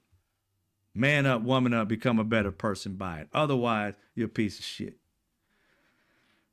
All right, ladies and gentlemen, I had to get that out. That super coon shit gets on my fucking nerves, man. It really does. You can't sit here and act like you got something to say to somebody and that you're leading people in the right directions and shit when you yourself have not done the homework to give to people. You get somebody else, like he said, somebody else looked up the evidence and gave it to me. Then you just read it and didn't do any more homework other than what your little scientists who got in the back research whatever did, and they brought it to you. How you trusting that person to do the research for you to speak on your shit without you going and reading it and reading 4 and 5 and 6 articles on it and reading all kinds of valid sources before you speak on it? Because obviously who gave you the information just for the factual shit, they were pretty good. For you interpreting it, trash. Anyway, ladies and gentlemen, love y'all. Y'all have a good one. I appreciate you being here. As always, I'm going to give you straight facts. I'm going to give you my opinion too. You can always say fuck it as well because it don't bother me at all because I'll try to get my best. And if the best just ain't good enough, then it just ain't good enough. But that's what I do. I speak facts. This is for you, Stephen A. too. I speak facts, straight facts, no chaser. Fuck your feelings.